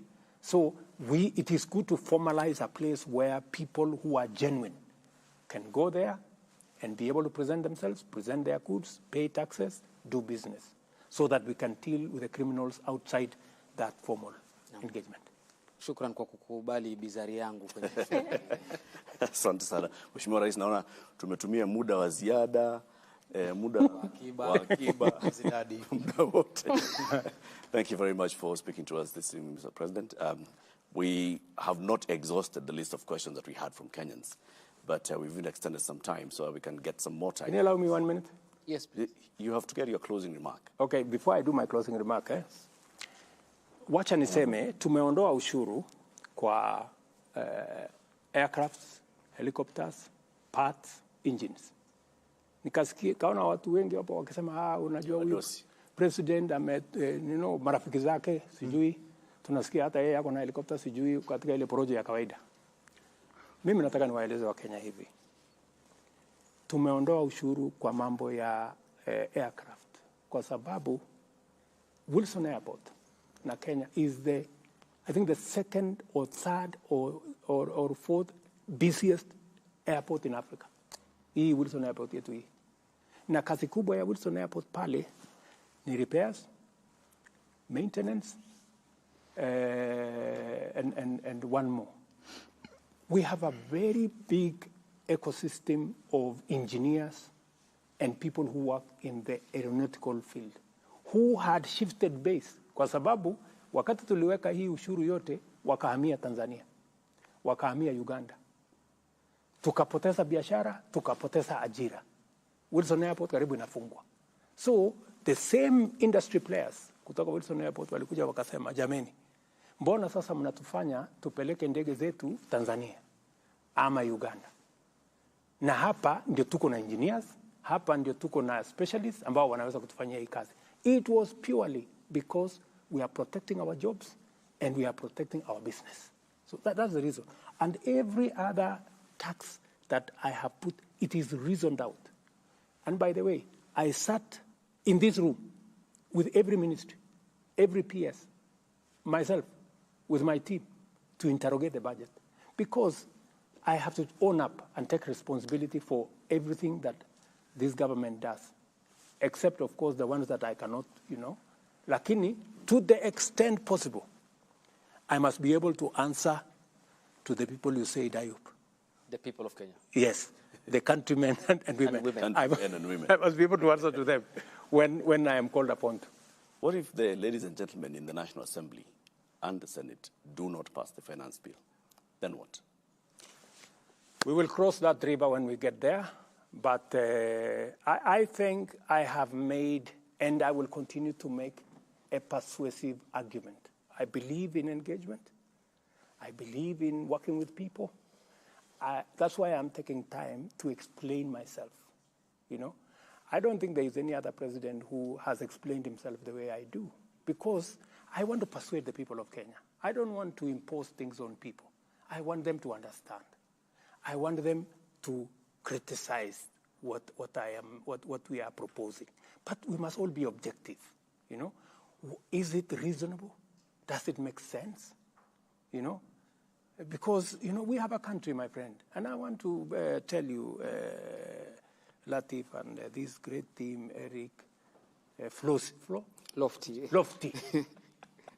and my dear sister here, and my good brother, that this country does not belong to William Ruto. It doesn't belong to the president. It doesn't belong to anybody. It belongs to all of us. We are here. We will fly together, or we will crash together, you know. By God's grace, I am the leader today, you know, and I owe it to the people of Kenya and God, who I swore by the Bible to do the right thing for this nation. I must make a contribution. It is not always that you get an opportunity like the one I have to make a difference in a nation. And I want to be understood that whatever we are proposing, we want the best for our country. From where I sit, I understand. Many people criticize, wewe, nani alikuambia ati tunahitaji manyumba? Wewe, wacha hizo. You know, like for example, this fertilizer thing. Allow me this 1 minute. So farmers were saying, we have used DAP fertilizer for all the years. You know, we will not accept any other fertilizer. I know from where I sit as the president of Kenya that DAP is the wrong fertilizer for Kenya. Yet the farmers are asking for it. Did you want me to supply DAP fertilizer to them because they have asked? I said no. I told them, we are not going to use DAP fertilizer, even though you are asking for it. We are going to give you the right fertilizer. It is called NPK, and that's what we are going to supply. Many of them, today, the same farmers, you see them standing in the middle of their maize and saying, oh, this is very nice. You know, this fertilizer is very good. They're the same ones. Because I cannot do the wrong thing because people are asking for it. No, I have to do the right thing. You know, I better be criticized. I better be but I must do the right thing. And precisely why I am telling my countrymen and women, let us have a positive, honest conversation. We want to change our country. It's going to take all of us to change our country. Let us not say, because I am in a privileged position, it's not my business. It's not my responsibility. How is it my business? I mean, that's not how to belong to a nation. You know, a nation, a society is measured by the quality of goods that are available to everybody. It is not measured by what the rich have. No, it is measured by what everybody can access. Education. How are we going to make sure the plan we have to raise to 80 billion becomes, how do we deal with our health? How do we deal with our roads? How do we deal with our water? How do we deal with our electricity? How do we deal? That is what we must do collectively, and that is why we have a government. Okay. It is my plea to the people of Kenya that they listen to what we are saying. Thank you, Mr. President. Thank you very much for giving us this opportunity to speak to Kenyans and to also respond to questions. This, of course, goes a long way in entrenching our democracy, and will continue holding you accountable for the words that you say. By all means do. And the deeds of your government. Yes. And continue asking me the difficult questions. It is good. It's good for me. That is our job. Yes. Good for democracy. Yes. Good for openness and transparency. No problem. That's our job. Wewe fanya kazi yako, sisi tufanye kazi yetu. And thank you very much for tuning into this conversation with His Excellency President William Ruto this evening. Thank you for all the questions that you had shared with us earlier. Unfortunately, we were not able to pose all the questions, but we hope that you've gotten sufficient answers to the questions that we have asked and the answers that the President has given. Asanteni sana. This has been a joint broadcast of several media houses. Have a good evening.